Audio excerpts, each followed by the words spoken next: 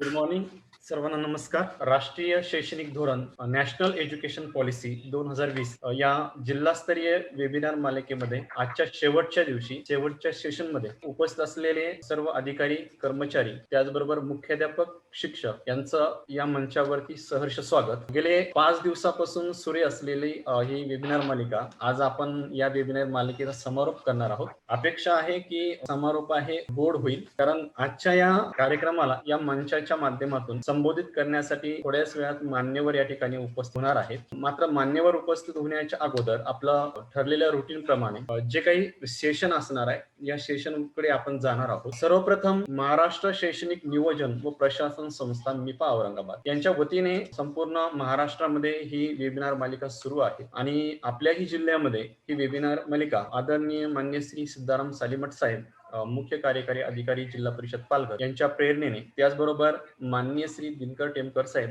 संचालक SCRT पुणे यांच्याही प्रेरणा, त्याचबरोबर संकल्पना आणि निर्मिती या नॅशनल एज्युकेशन पॉलिसी हे सर्व तळागाळापर्यंत पोहोचावी अशी संकल्पना ज्यांच्या वशात अशी आदरणीय मान्य श्रीमती नेहा बेलसरे मॅडम, संचालक मिपा औरंगाबाद, याचबरोबर ज्यांच्या मार्गदर्शनातून आपल्यापर्यंत ही वेबिनार मालिका पोहोचत आहे अशा आमच्या आदरणीय मान्य श्रीमती लता सनप मॅडम, प्राचार्य, जिल्हा शिक्षण व प्रशिक्षण संस्था पालघर तथा शिक्षणाधिकारी प्राथमिक, जिल्हा परिषद पालघर यांच्याही मार्गदर्शनातून ही वेबिनार मालिका संपन्न होत आहे. त्याचबरोबर माननीय श्रीमती संगीता भागवत मॅडम, शिक्षणाधिकारी माध्यमिक, जिल्हा परिषद पालघर यांच्याही मार्गदर्शनातून आपली 5 दिवसाची वेबिनार मालिका आज या ठिकाणी संपन्न होत आहे. खरं तर वेबिनार मालिकेचा हा पहिला प्रयोग आपल्या जिल्ह्यामध्ये म्हणावा लागेल, कारण याच्या अगोदर वेबिनार मालिका आयोजित केल्या नव्हत्या. मात्र दुर्गम आणि नेटवर्क नसलेल्या आपल्या जिल्ह्यातही या वेबिनार मालिका सक्सेस होऊ शकतात किंवा यशस्वी होऊ शकतात, हे पुन्हा एकदा या ठिकाणी या वेबिनार मालिकेने सिद्ध केलेलं आहे. आजची जी वेबिनार मालिका आहे ती आपल्यासाठी सर्वांसाठी खास आहे. आजच्या या वेबिनार मालिकेच्या माध्यमातून आपल्याशी संवाद साधणार आहे या ठिकाणी श्री संदीप वाकचौरे सर,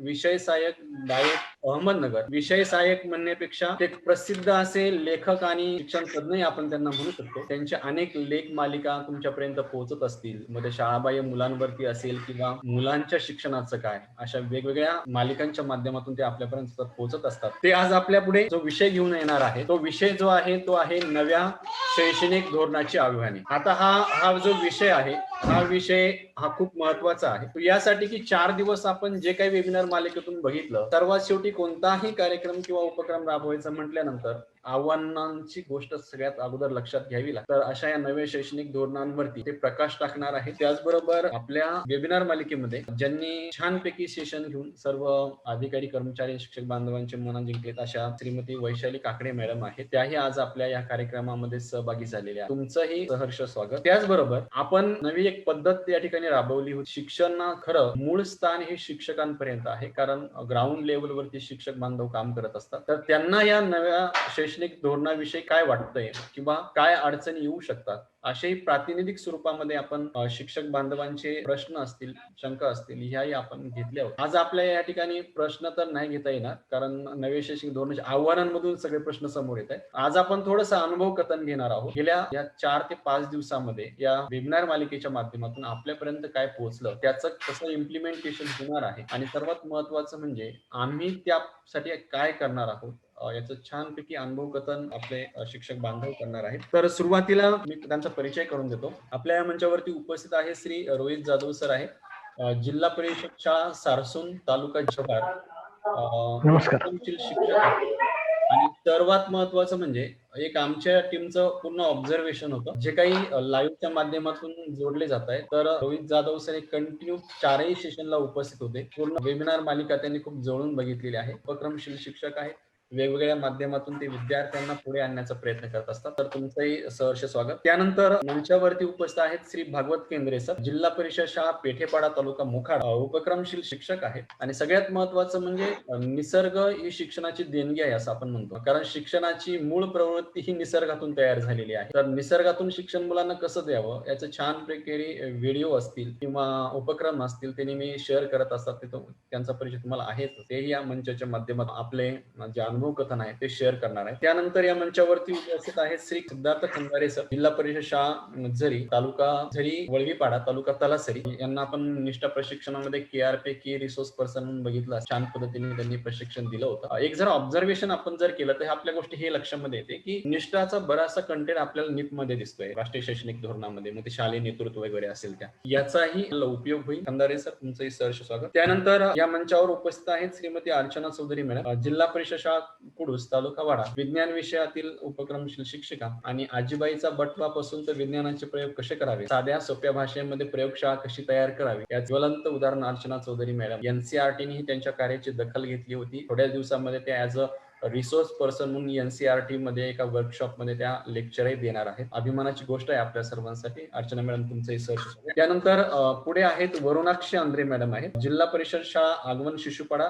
तालुका डहाण, या उपक्रमशील शिक्षिका आहेत. आणि सगळ्यात महत्वाचं म्हणजे वेगवेगळ्या स्पर्धांमध्ये त्या नेहमीच हिरारीने सहभाग घेत असतात. वरुणाक्षी आंद्रे मॅडम, तुमचंही सहर्ष स्वागत. तर अशा पद्धतीने आपल्या या कार्यक्रमामध्ये जे शिक्षक बांधव सहभागी होते यांचा परिचय आपण करून घेतला. आणि खरं तर अपेक्षा आमची सर्वांची ही आहे की ज्यावेळेस प्रत्यक्षात याचं इम्प्लिमेंटेशन करावं लागणार आहे शाळा स्तरावर, तर आपण सर्वजण ते मिळून यशस्वी करण्याचा प्रयत्न करूया. अर्थात त्याला टाइम बॉन्ड नाही आहे, किती दिवसात करायचं हे आपल्या सर्वांना माहित आहे. येत्या काळामध्ये कदाचित त्यामध्ये बदलही होतील, आणखी काही चेंजेस होऊ शकतात. परंतु एक मात्र नक्की आहे की या वेबिनारचा खरा उपयोग आपल्या सर्वांनाच होणार आहे, जेणेकरून त्याच्या माध्यमातून आपल्या जिल्ह्याची गुणवत्ता जी आहे ती सुधारण्यासाठी नक्कीच वाव मिळेल. आजचा आपला विषय आहे. या विषयाला सुरुवात करण्या अगोदर आपल्याला फक्त थोडीशी माहिती करून देतो. थोड्याच वेळामध्ये आपल्या या मंचावरती आदरणीय माननीय श्रीमती नेहा बेलसरे मॅडम यांचे आगमन होणार आहे. ते स्वतः या ठिकाणी सर्वांना संबोधित करणार आहे NIPच्या माध्यमातून. आणि शालेय नेतृत्व ही कन्सेप्ट काय आहे किंवा महाराष्ट्र शैक्षणिक नियोजन व प्रशासन संस्था यांचं नेमकं पुढील रोल कसा असणार आहे त्या सांगणार आहे. थोड्याच वेळात त्यांचं आगमन झाल्यानंतर आपणही त्यांचं स्वागत करूया. आजच्या आपण सेशनकडे वळूया. नव्या शैक्षणिक धोरणाची जी आव्हानं, एकंदर ह्या सर्व NIPच्या वेबिनारची कार्यक्रम बघितला, वेगवेगळे विषय आपण या ठिकाणी हँडल केले. खूप सारे आव्हानं आहेत. वाटतं तेवढं सोपं नाही, कारण एक समुद्र रूपा ज्ञानाला एका थेंबामध्ये बसवणं एवढं सोपं नाहीये. अशा ह्या जी शैक्षणिक धोरण आहे त्याची आव्हानं फक्त मी स्पीडने सांगू, नंतर संदीप सर याच्यावरती खूप डिटेलमध्ये आणि छान प्रकारे मार्गदर्शन करणारच आहे. साधारणतः पायाभूत सुविधांचं आव्हान आपल्या सर्वांपुढे असणार आहे. त्यानंतर 2 कोटी शाळाबाई मुलांना शाळेच्या प्रवाहात नेमकं कसं आणायचं हे आव्हान असणार आहे. शिक्षणातील जो दर सध्या आहे 4.43 हा जो GDP दर आहे तो 6% आणायचा, हे एक मोठं आव्हान आपल्यापुढे असणार आहे. शिक्षणाची संधी कोणत्याही मुलाने गमावता कामा नये, ती सर्वांपर्यंत पोहोचली पाहिजे, हेही आव्हान असणार आहे. उच्च शिक्षणाचे जो सतत नोंदणीचं गुणोत्तर असायला हवं, ते 26.3 आहे, ते आपल्याला 50% आणायचंय, हे आव्हान आपल्याकडे असणार आहे. अशिक्षित तरुण आणि जे प्रौढ शिक्षण आहे यांना 100% साक्षर करण्याचं आव्हानही आपल्यापुढे असणार आहे. त्यानंतर अभ्यासक्रम करून अनुभवावरती कसा आधारित असावा यावरती आपल्याला लक्ष केंद्रित करावं लागणार आहे. उत्कृष्टतेच्या संधी आपल्या सर्वांपुढे निर्माण करून द्यायला जाणार आहे. आणि सगळ्यात महत्वाचं, भारतासारखा प्रचंड लोकसंख्या असलेला देश आणि भौगोलिक त्याचबरोबर खंडप्राय असलेल्या देशामध्ये एवढी मोठी कन्सेप्ट हे शैक्षणिक धोरण सर्वांपर्यंत पोहोचवणं एक मोठं आव्हान आपल्यापुढे असणार आहे. हे काही जे महत्वाचे आव्हान होते ते आपल्या बरोबर शेअर केले. आता यानंतर मी पुढील सूत्र जे आहे ती संदीप सरांकडे देतो आणि त्यांना विनंती करतो की कृपया आपल्या छान अशा सुंदर सेशननी सर्वांना मंत्रमुग्ध करावं. Over to Sandeep sir. धन्यवाद. जिल्हा शिक्षण व परिसंस्था पालघर या संस्थेचे प्राचार्य, ज्येष्ठ अधिव्याख्याता, विषय सहाय्यक, त्याचबरोबर पालघर जिल्हा परिषदेचे प्राथमिक शिक्षणाधिकारी, माध्यमिक शिक्षणाधिकारी, सर्व गट शिक्षणाधिकारी, केंद्र प्रमुख, विस्तार अधिकारी आणि सर्व साधन सहभागी झालेले सर्व शिक्षक, या सर्वांना माझा मनपूर्वक नमस्कार. मला असं वाटतं की माझ्या सेशनचं सूत्र काय असणार आहे ते तानाजीनं स्पष्ट केलं. मी तानाजीलाही मनपूर्वक धन्यवाद देतो. आज माझ्या सेशन सोबत या मैत्रिणी वैशाली घोगेही सहभागी झाले, त्यांचाही मनपूर्वक धन्यवाद व्यक्त करतो सुरुवातीला. आणि आव्हानं आपल्या समोर धोरणाचं काय असणार आहे याचं एक बीज तानाजीनं आपल्या समोर सादर केलं. मी तोच जागा घेऊन आता मी पुढे जाणार आहे. खरं तर कोणतंही शैक्षणिक धोरण जेव्हा अस्तित्वामध्ये येतं तेव्हा ते फार छान आहेत असं आपल्या सर्वांनाच वाटत असतं. आपण यापूर्वीच्या सर्व अहवालांवर नजर टाकली तर साधारणपणे आपल्या लक्षात येतं की सर्व अहवाल आणि सर्व आयोग हे स्पष्टपणे नमूद करत आलेले आहेत की आपल्याला शैक्षणिक गुणवत्तेच्या अनुषंगानं पुढे जायचं आहे. आपल्याला गुणवत्ता प्राप्त करायची, सर्वांपर्यंत शिक्षण पोहोचवायचं आहे आणि 100% मुलं मुख्य प्रवाहात आणायची, अशा प्रकारची सर्व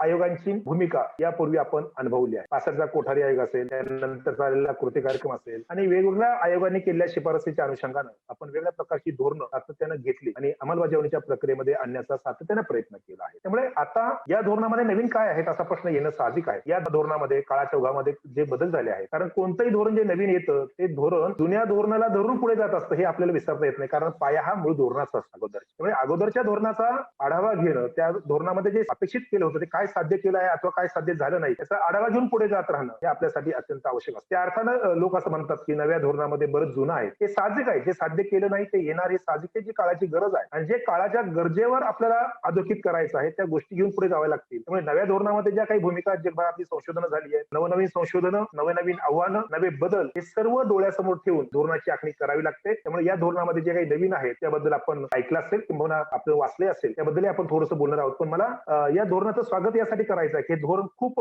चांगल्या अर्थानं 100% मुलांच्या शैक्षणिक गुणवत्तेबद्दल बोलत आहेत. या धोरणामध्ये खूप ठिकाणी गुणवत्ता म्हणजे क्वालिटी ऑफ एज्युकेशनचा संदर्भ आलेला आहे. बहुतांश ठिकाणी क्वालिटी ऑफ एज्युकेशन असं त्यांचं म्हणणं आहे. म्हणजे आणण्यासाठी ते काही पायाभूत स्वरूपाचे बदल सिस्टीम मध्ये करू पाहत आहेत. म्हणजे केवळ अपेक्षित केलेलं नाहीये त्या धोरणामध्ये काय अपेक्षित केलंय त्याच्यानुसार बदल काय होणार हे पण ते अधोरेखित करताय. मला वाटतं खूप महत्वाची गोष्ट आहे. त्यामुळे या धोरणातला पहिला जो आकृतीबंध बदलतो याचं मी मनपूर्वक स्वागत करतो आहे. हा बदलणारा जो आकृतीबंध आहे हा खूप महत्वाचा असा आकृतीबंध आहे. मला वाटतं की जो आपण आता पहिले 3 वर्ष जे आहेत पूर्व बाल्यावस्थेतले ज्याला आपण अंगणवाडीचं शिक्षण किंवा आजच्या नव्या परिभाषेमध्ये ज्युनियर केजी सिनियर केजीचं शिक्षण असं म्हणतो असे 3 वर्ष जे असणार हे खूप महत्वाचे असणार आहे आणि त्याचा समावेश या धोरणानं केलाय. त्याला जोडून पहिले आणि दुसरीचे वर्ग जोडले. म्हणजे पहिला 5 वर्षाचा टप्पा असणार आहे, नंतर तिसरी चौथी पाचवीचा 3 वर्ष टप्पा आणि पुढे परत 7वी 8वी 3 वर्षाचा टप्पा आणि पुढे 4 वर्ष 9वी ते 12वी 4 वर्ष असा जो टप्पा आहे 3, 2, 3, 3 आणि 4चा किंवा नवीन परिभाषेमध्ये लोक असंही म्हणतात 5, 3, 3, 4 असंही म्हणतात. हा जो बदल आहे हा या बदलाचा पहिला टप्पा मला हे खूप महत्वाचं वाटतं आणि ते आव्हान आपल्या समोर असणार आहे. त्याचं कारण असं आहे की जगभरातली संशोधनं विज्ञानातली असतील मेंदूशास्त्रातली असतील हे सर्व संशोधन असं सांगतायत की साधारणपणे वयाच्या 6 वर्षापर्यंत मुलाचा 85% विकास होत असतो आणि हा 85% विकास जो आहे ना हा खूप महत्वाचा यासाठी आहे की आपल्याला भविष्यातली पिढी कशी निर्माण करायची, आपल्याला पुढचा भारत कशा दिशेने घेऊन जायचा आहे यासाठी ही 3 वर्ष सर्वात महत्वाची असतात. या 3 वर्षात आपण काय पेरतो यावर आपल्याला विकासाची प्रक्रिया अवलंबून असते. त्यामुळे या 3 वर्षामध्ये जर 85% विकास होत असेल तर या 85% विकासासाठी आपल्याला तयार राहावं लागेल. केवळ आपण यापूर्वी काही केलं नाहीत का? आपल्याकडे तर आज राज्याचा आराखडा जर आपण बघितला तर राज्याचा आराखडा असं सांगतो की आपल्या 97,260 अंगणवाड्या आहेत, 11,084 मिनी अंगणवाड्या आहेत, 2 लाख सेविका कार्यरत आहेत आणि 4,000 पर्यवेक्षिका त्या क्षेत्रामध्ये कार्यरत आहेत. इतक्या मोठ्या प्रमाणावरती बालशिक्षणावरती आपण प्रयत्न करत आहोत. पण बालशिक्षणाची मूळ अवस्था आता काय दिसते आपण हे अनुभवत आहोत अवतीभोवती. त्यामुळे या अनुभवाच्या जोरावरती जर आपल्याला एनईपीने अपेक्षित केलेली साध्यता प्राप्त करायची असेल तर या स्तरावरती प्रचंड मोठं काम करावं लागणार आहे. याचं कारण असं आहे की ते असं म्हणतात की प्रारंभिक बाल्यावस्थेमध्ये विद्यार्थ्याची निगा आणि शिक्षण या संदर्भात लवचिक बहुस्तरीय बहुमुखी असं क्रीडा आधारित वृत्ती आधारित आणि चौकस वृत्तीला पोषक असं अध्ययन या ठिकाणी घडेल असं म्हणतात. इथे शिक्षण कसं घडणार आहे हे खूप महत्वाची गोष्ट आहे. याचं कारण असं आहे की आपल्याला भविष्यासाठी जे विद्यार्थी तयार करायचे त्यांना शिक्षणाबद्दल काय वाटतं ही मानसिकता जी निर्माण केली जाते ना ती या स्तरावर निर्माण केली जाते आणि या स्तरावरची निर्माण होणारी व्यवस्था मला वाटतं खूप महत्वाची यासाठी आहे की क्रीडोन पद्धतीनं मुलं शिकणार आहेत असं आपण म्हणतो आहोत. बहुभाषिकतेने शिकणार आहे, बहुस्तरीय विद्यार्थी ते शिकणार आहे. हे इतके छोटे छोटे शब्द आपल्याला वाटत असले तरी खूप गोष्ट खूप मोठी आहे. म्हणजे क्रीडन पद्धतीने मुलं शिकण्यासाठी जी मानसिकता शिक्षकांना निर्माण करावी लागणार आहे त्यासाठी जे अध्ययन अनुभव निर्माण करावे लागणार आहेत या अध्ययन अनुभवाची रचना स्थानिक पातळीवर विकसित करावे लागतील आणि हे इतकं सहजपणे होत नाही याचा आपण अनुभव घेतो आहोत.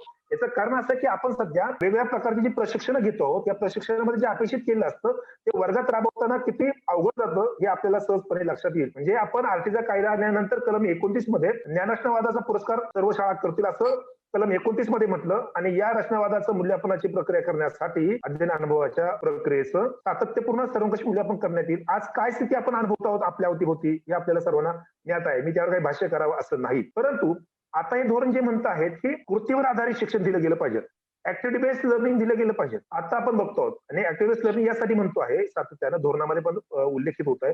याचं कारण असं की आपण जेव्हा ज्ञानाची निर्मिती करणार आहोत आणि जेव्हा आपण ज्ञान अनुभवणार आहोत तेव्हा ज्ञानाच्या निर्मितीसाठी आपल्याला विचार प्रक्रिया समृद्ध करावी लागते. विचार प्रक्रिया समृद्ध करण्यासाठी मुलांना कृती करण्यावर भर द्यावा लागतो. केवळ पोपटपंचीनं मुलं जर ऐकत नसले तर त्या विचार प्रक्रिया समृद्ध होण्याची शक्यता फार कमी असते. मुलं फक्त शब्दाच्या जोरावरती ऐकत असतात आणि ऐकणं ते परीक्षेपुरतं पाठ करतात आणि परीक्षेला उतरवतात. म्हणजे जीवनात बदल घडत नाही, जीवन प्रवासात बदल घडत नाही. एनईपीच्या एकूण पॉलिसीचा महत्वाचा भाग काय तर एनईपी असं म्हणतं की आपल्याला माणूस निर्माण करायचा आहे की जो माणूस उद्याच्या युगाला सामोरं जाणारा असेल, तो सर्जनशील असेल, तो संवेदनशील असेल, तो उत्तम नागरिक असेल. अशा प्रकारे एनईपीचं जे ध्येय आहे त्या ध्येयाच्या अनुषंगानं आपल्याला ऍक्टिव्हिटी बेस्ड लर्निंग असं जर करायचं असेल तर आपल्या शिक्षिकेंना ताईंना, इथल्या अंगणवाडी ताईंना किती मोठ्या प्रमाणावर प्रशिक्षणाची गरज असणार आहे आणि हे प्रशिक्षण घेतल्यानंतर सुद्धा इथली मानसिकता बदलणार आहे त्या व्यवस्थेमध्ये, मला वाटतं सर्वात महत्वाची गोष्ट आहे. शिक्षणामध्ये लोक बदलण्याची प्रक्रिया फारशी घेत नाही. म्हणजे आपण अनेकदा साहित्य वाचतो, मी अनेकदा मराठी साहित्यामधल्या विशेष ज्या काही कथा असतील त्या वाचतो. एका कथेमध्ये फार सुंदर वर्णन एकानं केलं होतं आणि ती कथा मला आवडते ही यासाठी. तो म्हणाला की एक माणूस मेला आणि तो मेल्यानंतर काही काळ वरती स्वर्गात राहिला आणि तो पुन्हा पृथ्वीवर काही काळाने आला, तर त्याला सर्व गाव फिरून पाहिजे, तर सर्व गाव बदल दिसलं. हे गाव आपलं आहे का हे त्याला काही कळेना, म्हणून तो चालत चालत एका शाळेजवळ गेला आणि शाळा पाहिली, तर तो अगदी म्हणाला हे गाव आपलंच आहे. याचं कारण गाव बदललं होतं पण शाळा बदललेली नव्हती. शाळा बदलणं हे आपल्या समोरचं आता नव्या पॉलिसी अनुषंगाने अपेक्षित केलंय, त्यानुसार बदलणं खूप महत्वाचं असणार आहे. तानाजी म्हणत होता की निव्वळ भौतिक सुविधा असं मला अपेक्षित नाही. आरटीचा कायदा आल्यानंतर आपण खूप मोठ्या प्रमाणात भौतिक सुविधांमध्ये प्रगती केली असं दिसत आहे, पण मला वाटतं या प्रगती फक्त शासकीय नियमावली पूर्ण करण्यासाठी करून नाही चालणार आपल्याला. याचं कारण असं आहे की आपल्याला जर शिक्षणाची गुणवत्ता उंचवायची असेल तर त्या भौतिक सुविधांचा उपयोग करणं खूप महत्वाचं आहे. आज आपण शाळा स्तरावरती जो विचार करतो ना, ग्रंथालयांचा विचार करतो, प्रयोगशाळेचा विचार करतो, वस्तुस्थिती समजून घेतली ना, मला असं वाटतं जर ग्रंथालय फक्त शासनाचे निकष आहेत ते पूर्ण करण्यासाठीच आहेत, पण ते मुलांसाठी आहेत का हा प्रश्न आहे. ग्रंथालय असणं हा निकष पूर्ण करून तुम्ही आरटीच्या मान्यता टिकू शकाल, हो, परंतु ग्रंथालयात आरटी जे म्हणत आहेत की आरटी ग्रंथालय का म्हणताय तर ते मुलांच्या गुणवत्तेसाठी बोलतायत. आव्हान जे आहे ना आपल्या सर्वांसाठी, मला ते खूप महत्वाचं आहे की त्या ग्रंथालयाचा पुरेपूर उपयोग करता येणं. परत तितकंच नाहीये, ग्रंथालयामध्ये जी पुस्तकं आहेत ना, ही पुस्तकं सुद्धा माझ्या मुलांसाठी पुरेशी योग्य आहेत का. म्हणजे आपण खूपदा काय करतो की कुणीतरी वैशाली घुगे मला म्हणाले की हे पुस्तक खूप छान आहे, तर मी लगेच सांगते हो खूप छान आहे. म्हणजे नव्या पिढीला आणि जुन्या पिढीला आपण जर विचारलं पुस्तक आवडते कोणती, तर मला असं वाटतं की 60च्या दशकामध्ये एआयटी आवडायची, ती आजही 2020 मध्ये आपल्याला एआयटीच आवडते. कारण आपल्याला कोणते सांगितलं असं एआयटी आहे, छावा आहे.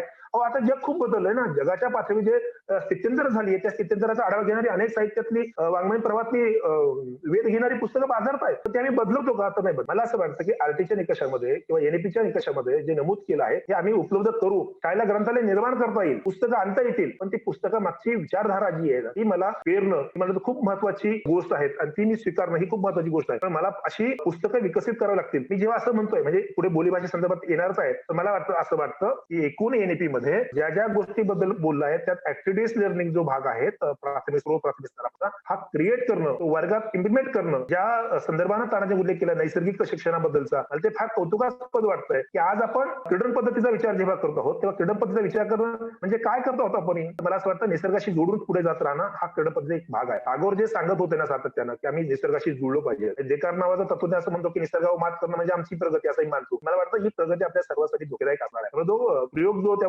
शिक्षिकेनं केला तुम्हाला कौतुकास्पद वाटतो की क्रीडन पद्धतीनं किंवा निसर्गाची नातं सांगत पुढे जात राहणं ही विचारधारा त्या शिक्षकाला किंवा त्या शिक्षिकेला जी सुचते ना ही एनईपीच्या गाभ्याचा भाग आहे असं मला नेहमी वाटतं की तुमचा परिसर हा शिक्षणाचा भाग असला पाहिजे. तुम्ही साधन सुविधा म्हणजे आपल्याकडे काय होतं अनुकरण प्रियता फार आहे एनईपी मध्ये, तर ती अनुकरण प्रियता टाळण्याचा प्रयत्न खूप वेगवेगळ्या ठिकाणी अधोरेखित केला आपल्याला दिसून येतो की मी कुणाचं तरी अनुकरण करत असेल ना तर त्या अनुकरणाला शिक्षणात अर्थ नसतो. आपल्या शिक्षणाची गुणवत्ता आणायची असेल तर ही सेल्फ डेव्हलप करण्याची आवश्यकता आहे आणि म्हणून इथे सातत्यानं वेगवेगळ्या प्रकारची भूमिका घेऊन एनईपी मध्ये शिक्षण संदर्भात जे पुढे टप्पा आहे तो खूप महत्वाचा आहे. त्या संदर्भात बोलेल तर या ऍक्टिव्हिटी बेस्ड लर्निंग असेल किंवा क्रीडा आधारित पद्धती असेल ती आम्ही बालवाडीत कसं निर्माण करणार आहोत. जे सुंदर बालवाड्या करता येतील, भिंती रंगवता येतील, परंतु आतला जो चार्म असतो ना शिक्षकेच्या अंतकरणातला, शिक्षकांच्या अंतकरणातला, तर तो चार्म आपण कुठून आणणार आहोत. तो विकत नाही आणता येणार आपल्या सर्वांना, कुठले इंजेक्शन नाही देता येणार की अशा इतक्या नाविन्यपूर्णतेने शिकवणं, इतक्या सर्जनशीलतेने शिकवणं, इतक्या जीव ओतून शिकवणं. मी जे काम करतो आहे हे काम केवळ शिक्षक म्हणून नाहीये, हे शिक्षक नाही, हे देश निर्मितीचं काम आहे, राष्ट्र निर्मितीचं काम आहे. त्यामुळे ह्या भूमिका ज्या आहेत मानसिक पातळीवरच्या ते आपण कशा निर्माण करतो हे आव्हान आपल्याला येणाऱ्या कालावधीमध्ये पेलावं लागणार आहे. आणि मला वाटतं सर्वात महत्वाचं आव्हान आहे की आपण इतक्या जर चौकस वृत्तीचा विद्यार्थी निर्माण करण्याचं आव्हान आपण असं एनईपी मध्ये म्हटलंय. मी पूर्णपणे अकॅडमिक बोलणार आहे, मी फार फिजिकली आणि ऍडमिनिस्ट्रेशनच्या पातळी जाणार नाही. मी पूर्ण अकॅडमिक बोलणार याचं कारण मला वाटतं की सर्व बाकीचं जे आहेत ना ते पैसे देऊन विकत घेता येईल, आपल्याला कंपाऊंड तयार करता येईल, आपल्याला पुस्तकं आणता येतील. तर मला वाटतं हे जे अकॅडमिक एनरिचमेंट जो आहे ना एनईपी मधला भाग हा आपल्याला असा रेडीमेड आणता येणार नाही, तो तुम्हाला आणि मला क्रिएट करावा लागणार आहे आणि त्यासाठी खूप जाणीवपूर्वक प्रयत्न करावे लागतील, त्यासाठी स्वतःला बदलावं लागेल, आव्हानं पेलावं लागतील. या दृष्टीने मी विचार करतोय चौकस वृत्तीचा माणूस निर्माण करण्याचं आव्हान आपल्या एनईपी मध्ये अभ्यास करण्याच्या दृष्टीने पण ते बोलताय. ते कसं तयार करता येणार आहे आपल्याला. आज आपल्याला सांगितलेले काम करणारे सांगकामी माणसं जगभरात सर्वत्र दिसत आहेत. जे सांगितलेलं कोणतेही काम आपण करायला तयार असतो. काही लोक असे छान काम करतात, वरिष्ठांनी सांगितलेल्या आदेशाचं पालन करतात, जेवढं सांगितलं तेवढंच करतात, बाकी काही करत नाही. म्हणजे आमच्याकडे मी मास कम्युनिकेशन मध्ये जर्नलिझम केलं आहे मास्टर डिग्री. आमच्या अभ्यासक्रमात आम्हाला नेहमी सांगितलं जातं की तुम्हाला जेव्हा काही लिहायचं आहे तेव्हा तुम्हाला जे कळतं तेवढे लिहू नका, तुम्हाला त्या पलीकडचं काही दिसलं पाहिजे, त्या पलीकडची आव्हान तुम्हाला समजून घेता आली पाहिजे. तर ते एक छान म्हणजे यासाठी तुम्ही सतत चौकस असलं पाहिजे. पुढे काही घडलं, पुढे काहीतरी घडतं आहे ना तर त्याचा आस्वाद घेता येणं, त्याचा स्वाद घेता येणं, त्याकडे बघता येणं आणि त्यासाठी तुमचा सिक्स सेन्स सतत जागा असला पाहिजे. मला हे नेहमी असं वाटतं की शिक्षणात प्रामाणिकपणे सर्वात महत्वाचं आहे. तुमचा सतत सिक्स सेन्स जागा असला पाहिजे. एखादा विद्यार्थी जे काही करतो आहे ते समजावून घेणं, ते जाणीवपूर्वक लक्षात घेणं हे महत्वाचं. तर एक उदाहरण आमच्याकडे नेहमी मास कम्युनिकेशन दिलं जातं. ते उदाहरण असं आहे की एक नवीन पत्रकार होता, शिकाऊ पत्रकार होता. तो संपादकाकडे काम करत होता आणि त्याला एक दिवस संपादकाने सांगितलं की मी 4-5 दिवस जरा गावी जातो आहे. गावामध्ये आमदारांच्या मुलीचं लग्न आहे, तर ते लग्न झाल्यानंतर त्याची बातमी करा आणि आपल्या वृत्तपत्रात छापून तो अंक त्या आमदारांना नेऊन द्या. तर तो विद्यार्थी गेला आणि तो शाळेत म्हणजे ठरलेल्या दिवशी लग्नाला गेला. लग्नाच्या दिवशी तिथे बघितलं आणि मंडपाला आग लागली, त्यामध्ये काही लोक मेली आणि ती आले, लग्न काही झालं नाही. मग तो आला दुसऱ्या दिवशी ऑफिसमध्ये आला आणि ऑफिसमध्ये आल्यानंतर त्यांनी पाहिलं की संपादकाने आपल्याला बातमी लग्नाची द्यायला सांगितली होती, तिथे काही लग्न झालंच नाही, त्यामुळे बातमीचा प्रश्नच येत त्यांना ती काही बातमी नाही. मग 3-4 दिवसानं पुन्हा संपादक आपले आले, त्यांनी जुने अंक बघितले तर त्यात लग्नाची बातमी नाही. लग्नाची बातमी नाही म्हटल्यावरती संपादकांनी त्याला विचारलं, अरे लग्नाची बातमी कुठे आहे? तो म्हणाला सर लग्न झालं नाही. मग झालं काय नेमकी म्हणाले? तर ते म्हणाले लग्नाच्या वेळी मंडपाला आग लागली आणि आग लागल्यानंतर तिथे 4-5 लोक मेली आणि त्यामुळे लग्न काही झालं नाही. ती बातमी पुढे आहे. ते म्हणाले ती बातमी तुम्ही करायला सांगितली नाही. ही सांकामे मनोवृत्तीची जी माणसं आपण आपल्या व्यवस्थेत निर्माण केली आहेत ना, ही मला वाटतं खूप दुर्दैवाची गोष्ट आहे. त्यामुळे एनईपी असं म्हणतं की अशी माणसं आता आम्हाला नको आहे. आम्हाला चौकस वृत्तीची माणसं निर्माण करायची. हे छोटे छोटे जे मुद्दे आहेत हे मला वाटतं मुद्दा खूप छोटा आहे, पण काम खूप मोठं करावं लागणार आहे. या दृष्टीने मला वाटतं इथे खूप गरज आपल्याला काम करावं लागणार आहे. पोषक अध्ययन आपल्याला असलं पाहिजे असं आपण म्हणतो आहोत. ते अध्ययन खरंच आपल्याकडे आज मुलांना पोषक भेटतं का? म्हणजे मी सतत विचार करत असतो की नागपूरला शिकवणारा शिक्षक आणि पालघरमध्ये शिकवणारा शिक्षक या दोघांमध्ये खूप अंतर असलं पाहिजे. म्हणजे डीएड दोघांनी केलं असेल, डीएड दोघांनी केलं असेल, एमएड दोघांनी केलं असेल, परंतु त्यांच्या लर्निंग टीचिंग प्रोसेसमध्ये खूप बदल असले पाहिजेत. याचं कारण त्या मुलांची पार्श्वभूमी वेगळी, त्याचं सामाजिक, आर्थिक, सांस्कृतिक स्तर भिन्न आहे. त्यामुळे तो स्तर जर भिन्न असेल तर त्या स्तराचा विचार करून मला लर्निंग टीचिंग प्रोसेस करता येईल ही खूप महत्वाची गोष्ट आहे. त्यामुळे ह्या गोष्टी आपण कशा साध्य करणार आहोत याचा विचार मला वाटतं करणं खूप महत्वाचं असणार आहे. त्यामुळे ही अंगणवाडी केंद्र जी आहे ती भौतिक सुविधा, खेळ साहित्य, उत्तम प्रशिक्षित शिक्षक याच्या अनुषंगाने सक्षम करण्याचा मुद्दा धोरणामध्ये नमूद केलाय. तर आपल्याकडे असलेले साहित्य कसं वापरायचं हा एक खूप मोठा प्रश्न आहे. साहित्याची काही कमतरता नाही येत ना आपल्याकडे साहित्य खूप आहे. आपण ह्या साहित्याचा विचारही खूप करतो, पण ते खरंच वर्गात वापरलं जातं का? प्रयोगशाळा नसलेल्या शाळांच्या आपण सोडून देऊ एक वेळेस, पण प्रयोगशाळा आहेत तरी वर्गात तासिका होत नाहीत हे आपल्याला माहिती आहे. मी जिथे शिकत होतो ना तिथे आमच्याकडे प्रयोगशाळा होती, पण प्रयोगशाळेत आम्हाला कधी नेलं जात नव्हतं. मी 10वीला डायरेक्ट प्रयोगशाळेमध्ये गेलो आणि 10वीच्या वर्गात प्रयोगशाळेत ती फक्त 1 महिना अगोदर गेलो, कोणता प्रयोग तुला करायचा आहे ते मला सरांनी सांगितलं, तेवढाच प्रयोग लक्षात ठेवायचा, तेवढेच इक्वेशन लक्षात ठेवायचे, तेच नोंदवायचे, तेवढेच सांगायचे, असं आम्हाला अधोरेखित केलं होतं. प्रयोगशाळाची गोष्ट मी कधीच बघितली नाही. यामुळे घडतं काय, तर जेव्हा साहित्य तुम्हाला वापरायला मिळत नाही, ते साहित्य वापरलं जात नाही, निवड आहे त्याचा उपयोग नाही, तर एनईपीचं समोरचं आव्हान काय सर्वात मोठं आहे, त्या सुविधांचा पुरेपूर वापर करता येणं हे एनईपी सर्वात मोठं आव्हान आहे असं मला वाटतं.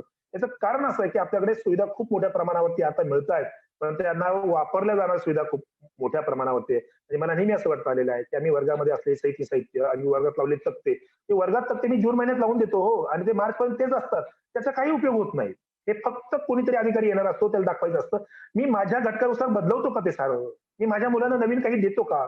म्हणजे जुन्याच वह्या वापरून जर मी वर्षानुवर्षे ते शिकवत असेल ना, मला वाटतं ते बदललं पाहिजे. आणि हे बदलण्याचं आव्हान मला सर्वात मोठं अकॅडमिक पातळीवरच आपल्या सर्वांसमोरच असणार आहे. त्या दृष्टीने आपण काही विचार करणं महत्वाचं आहे. आपण आता एनईपी मध्ये अकॅडमिक अंगाने जो विचार केलाय त्यात असं म्हणतात की भावनात्मक, बोधात्मक आणि क्रियात्मक अशा क्षमता ज्या आहेत त्या विकसित करण्याचं आपल्या सर्वांसमोरचं आव्हान आहे.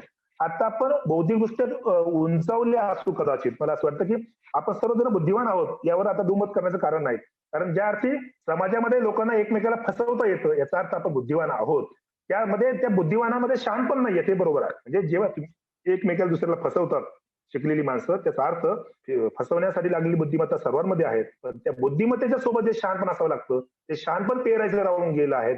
या शहाणपणाच्या पेरणी करण्यासाठी आम्हाला काही भावनात्मक विकासाची प्रक्रिया सुद्धा करावी लागेल. ते भावनात्मक आव्हान आम्ही कसं पेलणार हा प्रश्न आहे. केवळ पुस्तकातल्या कविता, निवड पुस्तकातले पाठ शिकून मला या भावनात्मक पेरणी करता येणार नाहीत. मित्रांनो, समाज किती शिकल्यानंतर आता आपली साक्षरता 84% आसपास 85% आसपास गेली आहे. ती आता नव्या जनगणनेमध्ये कदाचित वृद्धिगत होईल, पण ती साक्षरता वाढत असताना आम्ही भावनात्मक विकासाच्या प्रक्रियेत कुठे आहोत हे आपण आता अनुभवलं कोरोनाच्या कालावधीमध्ये. आमच्याकडे समाज व्यवस्था कशी जगत होती, रस्त्यानं जाणारी, पायी जाणारी माणसं कशी अनवाणी पायानं जात होती, ती कशी भुकेलेली होती, त्यांना कसा आधार दिला जात नव्हता. म्हणजे आम्ही कुटुंब उद्ध्वस्त झालेली, एका अर्थानं भावनिक दृष्ट्या उद्ध्वस्त झालेली आम्ही पाहिली, अनुभवली. या साऱ्या प्रक्रियेला आम्हाला एक टप्पा घ्यावा लागणार आहे.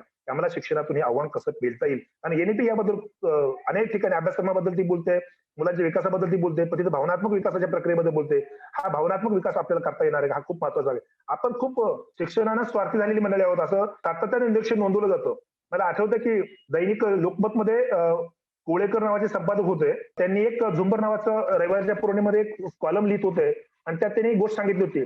कोकणामध्ये एका सैनिकाची पत्नी सैनिक मारला जातो, तो शहीद होतो. शहीद झाल्यानंतर त्याच्या 4-5 वर्षामध्ये स्मारक उभं करण्याचा प्रयत्न सरकारच्या वतीनं, गावातल्या लोकांच्या वतीनं केला जातो आणि हा प्रयत्न झाल्यानंतर त्या प्रयत्नामध्ये ते 4-5 वर्ष कुटुंब दुर्लक्षित राहतं. ती बायको, तिची मुलं, ते आई आजोबा जे असतील ते एक मुलगा गेले दुःख आयुष्यभर घेऊन ते सोबत जगत असतात. समाज तेवढ्या पुरते शहिदांच्या घोषणा देत असतं. 3-4 वर्षानंतर पोटासाठी त्या बाईला कामाला जावंच लागतं, रोजगाराला जावंच लागतं, कारण त्याशिवाय पोट भरणार नसतो. ती सैनिकाची पत्नी सैनिकाच्या म्हणजे नवऱ्याचं स्मारक जिथे उभं केलं जात आहे त्या स्मारकाचं बांधकाम करणाऱ्या गौंड्याच्या हाताखाली रोजानं जाते आणि आपल्याला नवऱ्याचं स्मारक उभं करताना रोज पोटासाठीचा पैसा मिळणार आहे ही त्याची भावना असते. सामाजिक दायित्व आमच्याकडे हळूहळू कमी होत चाललंय. एनएपी मध्ये सामाजिक दायित्वाबद्दलही भूमिका आहे. मला वाटतं आपल्याला हे आव्हान पेलावं लागेल.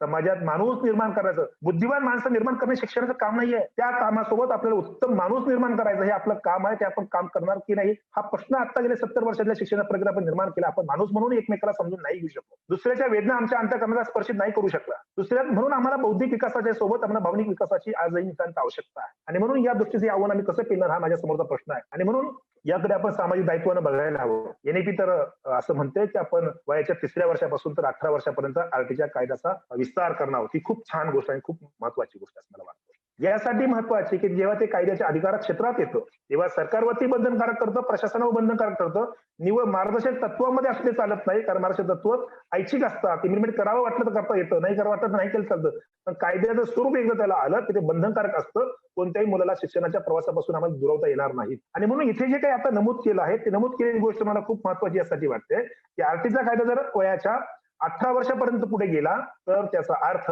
आरटीत देण्यात आलेल्या सर्व सुविधा मुलांना देणं अनिवार्य असणार आहेत आणि त्या दृष्टीने मला विचार करावा लागणार आहे. शालेय पोषण आहाराचा मुद्दा आहे. मुलांना मध्यान्ह भोजन दिलं जाणार आहे, सकाळी नाश्ता दिला जाणार आहे असं म्हटलंय आणि त्यानंतर अनेक लोकांच्या मनामध्ये शंकेचं कौर उठलं की आता शाळा म्हणजे भटरखाने होणार. मित्रांनो, तामिळनाडूचे तत्कालीन मुख्यमंत्री ज्यांनी शालेय पोषण आहार योजना भारतात केंद्र सरकारने सुरू करण्यापूर्वी आपल्या राज्यात सुरू केली होती, ते तामिळनाडूचे मुख्यमंत्री यांनी पहिल्यांदा गरिबी पाहिली होती, अनुभवली होती. त्या ज्या परिस्थितीतून सामोरे आले होते ते ज्या परिस्थितीमध्ये जगले होते, खायला पोटभर अन्न मिळत नाही, डोळ्यात अश्रू असतात हे त्यांनी अनुभवलं होतं. त्यांनी राजसत्तेच्या द्वारावरती आरूढ होताच तामिळनाडूमध्ये पहिल्यांदा शालेय पोषण आहार योजना राबवण्यात येईल. प्रत्येक मुलाला शाळेत येणाऱ्या प्रत्येक मुलाला पोटभर जेवण मिळेल अशा प्रकारची पहिल्यांदा घोषणा केली. ती घोषणा केल्यानंतर त्यांच्या मंत्रिमंडळातल्या सदस्यांनी विरोध केला. सुरुवातीला विरोधी पक्षांनी विरोध केला. विरोधी पक्षाचा विरोध आपण समजावून शकतो, परंतु सत्ताधारी पक्षातील मंत्र्यांनी विरोध केला, आमदारांनी विरोध केला, लोकप्रतिनिधी विरोध केल्यानंतर प्रशासकीय पातळीवर सुद्धा विरोध झाला की इतक्या मोठ्या प्रमाणावर जर आपण शालेय पोषण आहारावरती खर्च करू लागला तर विकासाला पैसा कमी मिळेल आणि आपल्याला जनतेचा विकास करता येणार नाही, जनतेची स्वप्न आपल्याला पूर्ण करता येणार नाहीत. ही भूमिका त्यांनी जेव्हा प्रतिपादन केली तेव्हा तत्कालीन मुख्यमंत्री विधिमंडळाच्या सभागृहात असं म्हणाले, कोट्यावधी रुपयाचा खर्च शालेय पोषण आहारावरती झाला तरी चालेल, परंतु मी यापासून दुरावणार नाही. याचं कारण पोटाला भूक लागल्यानंतर काय परिस्थिती निर्माण होते तुम्हाला माहित नाही, पण ती मी अनुभवलं आहे. पोटाला भूक लागल्यावर अन्न मिळत नाही तेव्हा डोळ्यात फक्त अश्रूचा बांध असतो. तो अश्रूचा बांध पुसण्यासाठी मी शालेय पोषण आहार योजना सुरू करेल आणि सरकारचा विकास थांबला तरी चालेल, ती बंद करणार नाही. मित्रांनो, या भूमिकेमध्ये काय दिसतं आपल्याला? या देशामध्ये आजही मोठ्या प्रमाणावर दारिद्र्य आजही आहे. ही योजना सुरू केल्यानंतर तामिळनाडूमध्ये 15% पटनोंदणी वाढली. ही योजना सुरू झाल्यानंतर वर्गातली अनुपस्थिती मोठ्या प्रमाणावर उंचावली. शाळेत मुलं जे अनुपस्थित राहत आहेत किंवा आपल्या आउट ऑफ स्कूल मुलं जी होत आहेत याची मागची कारण जेव्हा आपण शोधत होतो तेव्हा पोटाला अन्न मिळण्याची चणचण मुलांच्या आई वडिलांच्या मनात होती आणि म्हणून मुलं या प्रसंगाला सामोरं जात होती. ही योजना शालेय पोषण आहार योजनेच्या संदर्भात किंवा मध्यान्ह भोजन संदर्भात एनईपी जी भूमिका इम्प्लिमेंट करते हे आव्हान आपण कसं पेलणार? कारण समाजात ही मानसिकता नाही, आजही गरिबांना आणण्यात आणि जर विरोध करणं असो तर आपल्या डोळ्यात फक्त शिक्षण देणे एवढंच माझं काम आहे. शिक्षक म्हणून नव्हे तर मला विद्यार्थ्यांचा समग्र विकासाच्या दृष्टीनं त्याच्या पोटाला अन्न मिळण्याची सुविधा मी देणं हे सुद्धा माझा नैतिक भाग आहे. आज आपल्याकडे आपण योजनाकडे कसं बघतो? शासकीय योजना म्हणून याकडे पाहून चालणार नाही. याकडे एक संवेदनशीलतेच्या अंतःकरणानं आपल्याला याकडे पाहावं लागणार आहे आणि हे जर आम्ही पाहूच शकलो नाही, गुणवत्तापूर्ण आम्ही मुलांना आहार देऊ शकलो नाही, जर गुणवत्तापूर्ण खाणं मिळालं नाही मुलांना तर गुणवत्तापूर्ण शिक्षण कसं होईल?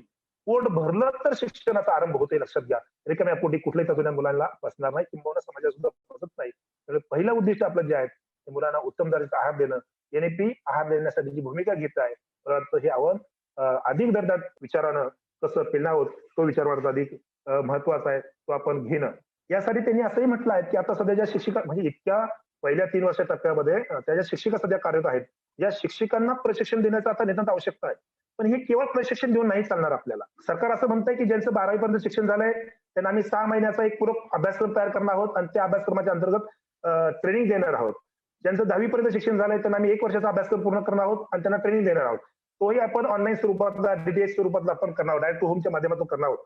1 वर्षाचं प्रशिक्षण दिल्यानंतर अंगणवाडी शिक्षकांचं वर्गातली आंतरक्रिया बदलेल, वर्गातली भूमिका बदलेल.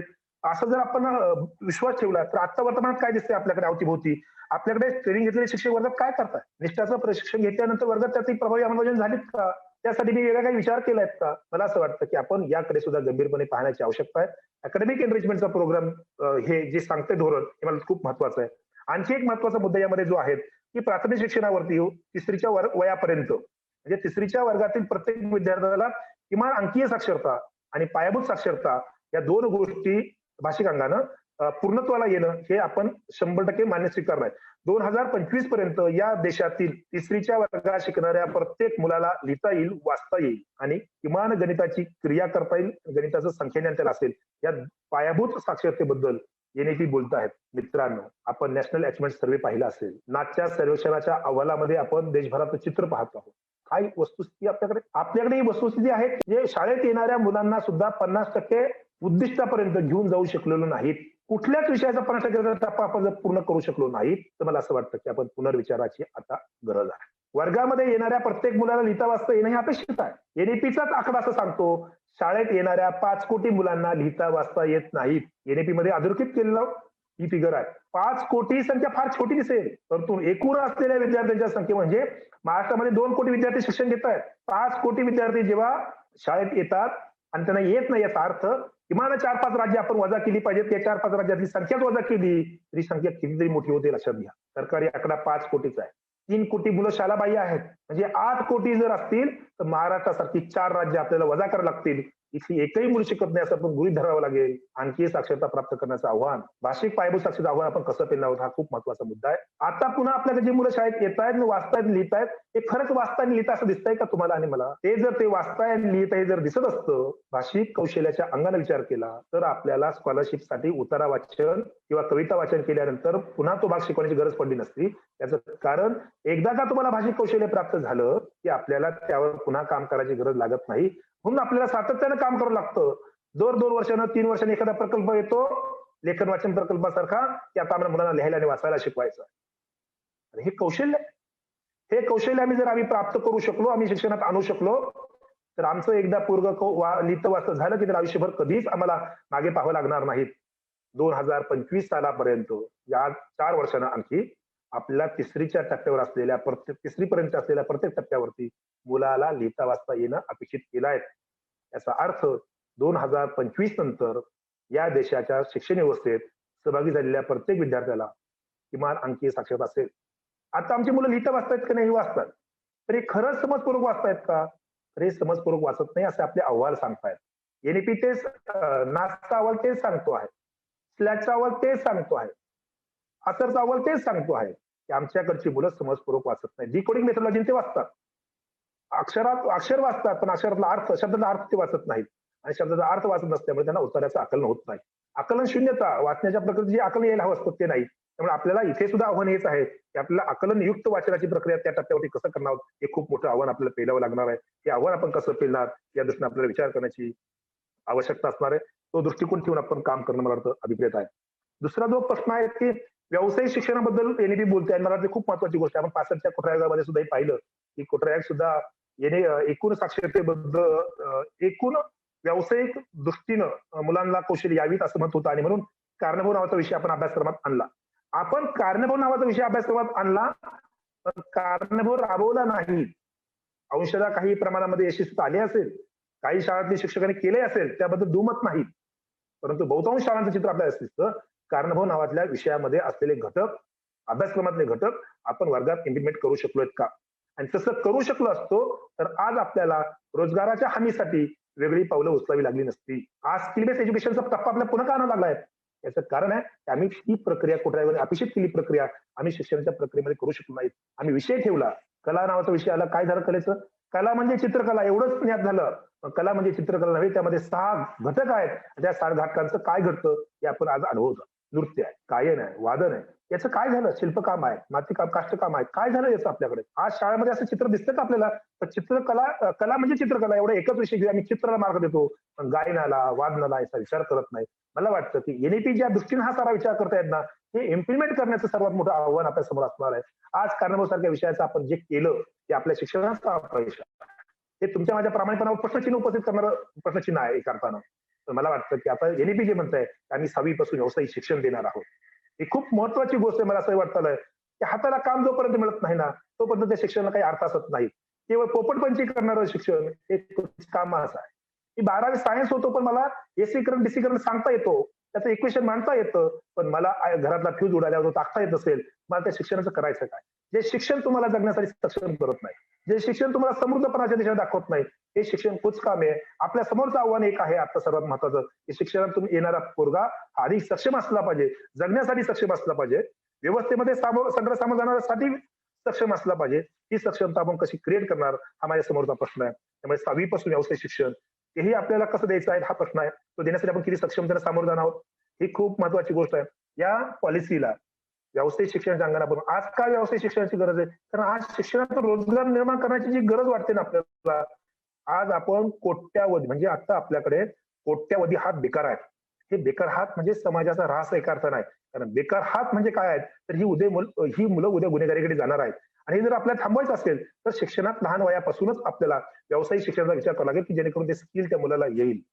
छोटे प्रयोग आपण करा. मातीकाम असेल, सुतारकाम असेल, बागकाम असेल, इलेक्ट्रिशियनचं काम असेल, ही सर्व काम आपण छोटी पुणे जिल्ह्यामध्ये पाबळ नावाचे गाव आहे आणि त्या पाबळ नावाच्या गावामध्ये जी एक शाळा आहे ती असे खूप छान प्रयोग करते आहे आणि त्या प्रयोगाचं प्रचंड यश आहे.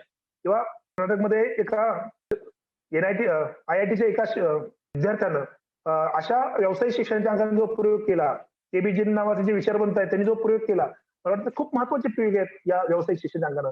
मला वाटतं आपण कसं केलं आहोत. मी माझ्या शाळेमध्ये सुतारकाम सुरू केलं तर माझ्या मुलांना सुतारकाम येणार आहेत का? सूतकताई करता येणार आहेत का? मोबाईल रिपेअरिंग करता येणार आहेत का? गरजेप्रमाणे आपण कर्मामध्ये बदल केले पाहिजेत. गांधीजी म्हणायचे की सूतकताई आली पाहिजे. कदाचित आज सूतकताची गरज नसेल तर मला मोबाईल रिपेअर करता येणार आहेत का? मला दूरदर्शन रिपेअर करता येणार आहेत का? मला लॅपटॉप रिपेअर करता येणार का? हे माझ्या अभ्यासक्रमाचे भाग झाले पाहिजेत. हे केवळ करून चालत नाही. हे करण्यासाठीची सक्षमता आणि मानसिकता आपण निर्माण करावी लागते. त्यासाठी संस्था चालकांनी पुढे यावं लागेल, त्यासाठी शिक्षकांना पुढे यावं लागेल. केवळ धोरण घेऊन इम्प्लिमेंट होणार नाहीये. मी ज्या महाविद्यालयामध्ये शिकवत होतो पुणे विद्यापीठाच्या अंतर्गत, त्या महाविद्यालयामध्ये आम्हाला फाउंडेशन कोर्स नावाचा एक अभ्यासक्रमाचा एक विषय होता. त्यामध्ये स्टोर रिपेअरिंग होतं, प्लंबिंग होतं, शिलाई मशीनचं काम होतं. FYBL असताना त्या फाउंडेशन कोर्समध्ये आम्हाला 40 विद्यार्थ्यांना एक स्टो होता आणि तो एक स्टो वेल्ड करायचा, पुन्हा तोडायचा, पुन्हा वेल्ड करायचा, असं सर्कलमध्ये हे सर्व प्रयोग प्रात्यक्षिक चालू होतं. विषय देऊन चालत नाही. विषयासाठी आपल्याला लागणाऱ्या साधन सुविधा आपल्याला विकसित कराव्या लागतील आणि विकसित करण्याचं आव्हान आपल्याला पेलावं लागणार आहे. आणि यासाठी शिक्षक म्हणून माझी मानसिकता मला निर्माण करावी लागणार आहे. म्हणजे माझ्या मुलांना मी बाराखडी शिकवेल, माझ्या मुलाला मी हे सर्व शिकवेल, पण माझ्या मुलाने सर्व शिकवताना मुलांच्या हाताला काम देणारं काही मी देणार आहेत की नाही. एनईपी जी म्हणते व्यावसायिक शिक्षणाचा सातत्याने भर, मला तो एक विचार महत्वाचा आहे. तो आपण ते आव्हान म्हणून स्वीकारावं लागेल. शिक्षकाला पण हे सर्व कामं भविष्यात करावं लागतील. कारण त्यानं हे जर काम केले नाही तर तो शिकवणार कसं? यासाठी पुन्हा आपली मागणी असू शकते की याला स्वतः शिक्षक नेमा, अशी मागणी होऊ शकते. पण ते इतपत शक्य आहेत आणि ते करता येत नसेल तर मग पॉलिसीचं धोरण चांगलं असून सुद्धा इम्प्लिमेंट करण्याचं आव्हान आपल्याला पेलावं लागेल. शाळाबाह्य मुलांचा प्रश्न आहे. 3 कोटी शाळाबाह्य मुलं आहेत देशामध्ये, असं एनईपी म्हणते आहेत. या 3 कोटी मुलांचा शिक्षणाचा प्रश्न आहे. मित्रांनो, विचार करा की ही संख्या 3 कोटी, 130 कोटीच्या देशामध्ये 3 कोटी फार मोठी नाही असं वाटेल. पण 3 कोटी मुलं जेव्हा शाळाबाह्य असतात त्याचा अर्थ असतो 3 कोटी कुटुंबाचं भविष्य अंधारात असतं. एक मूल जेव्हा शाळेत जातं तेव्हा एक कुटुंब किमान उंचीला पोहोचण्याचा प्रयत्न असतो, त्याला जगण्याची सक्षमता येण्याचा प्रयत्न असतो. तो किमान काहीतरी शिकतो आणि त्यातून जगण्याची दिशा त्याला मिळते.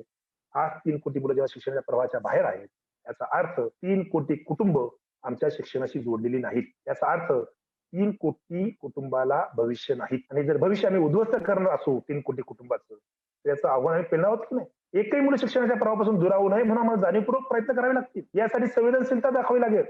एनईपी मध्ये काम करणाऱ्या प्रत्येक माणसाला खालच्या स्तरावरती आव्हान काय आहे तर त्यामध्ये खूप सकारात्मकतेने काम करता येणं, सकारात्मक दृष्टिकोन ठेवता येणं आणि त्या दृष्टीनं आपण राष्ट्रासाठी काम करतो म्हणून स्वतःला झुकून देऊन काम करणं, हे आपल्या सर्वांसाठीचं आव्हान आहे. त्यामुळे हे 3 कोटी मुलं शाळेच्या प्रवाहात आणणं, टिकवणं, हे शिक्ती करणं हे आपल्या समोरचं आव्हान असणार आहे. हे कसं पेलणार हा प्रश्न आहे. नाव पटावर आणि पोरगं शेतावर असं करून आपल्याला भविष्यात चालणार नाही. त्यामुळे या दृष्टीने विचार केला तर संवेदनशीलतेनंच हे आव्हान पेलावं लागणार आहे.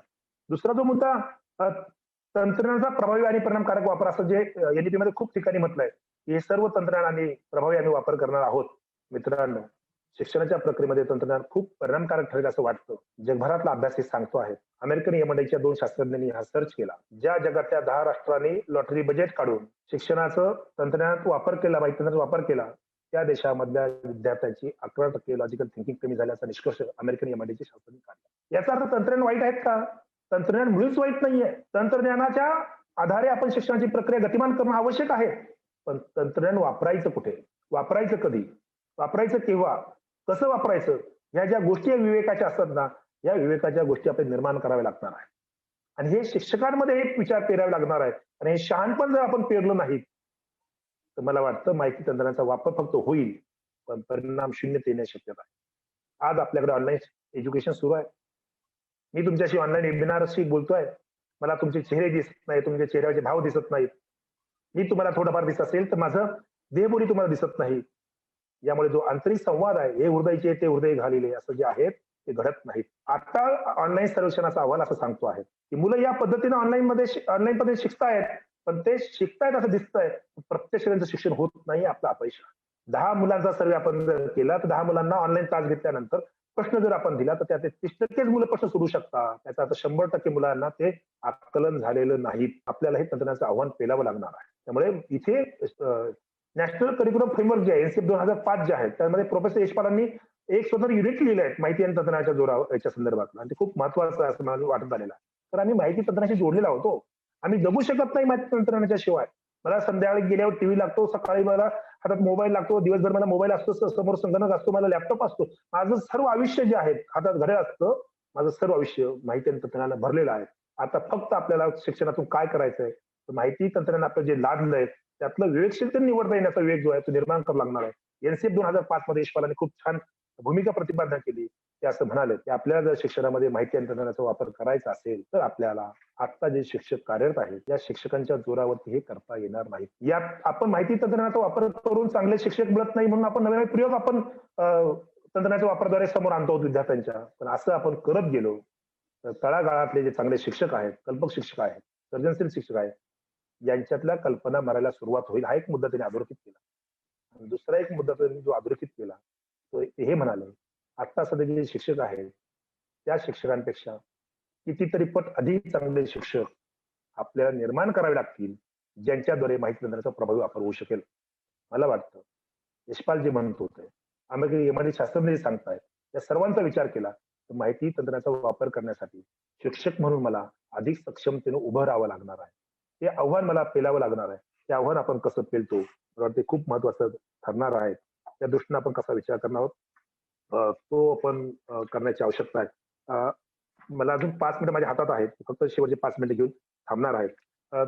याच्यामध्ये एकाच खात्याचा कारभार 3-4 खात्याशी निगडीत हा सारा कारभार असल्यामुळं ते 3-4 खाते एकत्र येऊन या सर्व शिक्षणाची प्रक्रिया गतिमान करतील, असं एक त्यांनी म्हटलंय. पण हे खरंच किती अवघड असतं हे आपण शासकीय व्यवस्थेत काम करताना बघतो, की जेव्हा 1-2 विभाग एकत्र येत नाहीत, त्यांची माणसं एकत्र येत नाहीत, तेव्हा एखादी योजना राबवताना किती त्रास होत असतो हे प्रशासन काम करणाऱ्या अनेकांना माहीत आहे.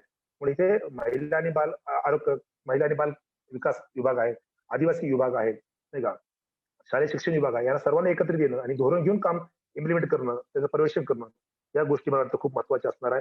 त्या दृष्टीने आपण अधिक विचार करण्याची आवश्यकता आहे. शिक्षक भरतीमध्ये सुद्धा ते म्हणतायत, की अधिक कार्यक्षम शिक्षक येतील, या दृष्टीने विचार करण्याची आवश्यकता आहे. त्यासाठी TET एक्झाम असणार आहे. आज आपल्या राज्याचं चित्र काय सांगतंय? आज आपल्या राज्याचं चित्र सांगतंय, की आज TET मधला निकाल 2-3% पुढे जात नाहीत. 2 ते 3% शिक्षक जर फक्त आपल्याला गुणवत्तापूर्ण मिळणार असतील, तर आपल्याला आवश्यक असलेले 100 शिक्षक आणण्याकडून 100% शिक्षक जर आपल्या गुणवत्ता आणता आले नाहीत, NEP मध्ये तर शिक्षक भरतीबद्दल खूप सूक्ष्मरीतीने विचार केलाय आणि तो खूप महत्वाचा आहे. गुणवत्तापूर्ण शिक्षक म्हणजे गुणवत्तापूर्ण शिक्षक, असं माझं प्रामाणिक धारणा आहे.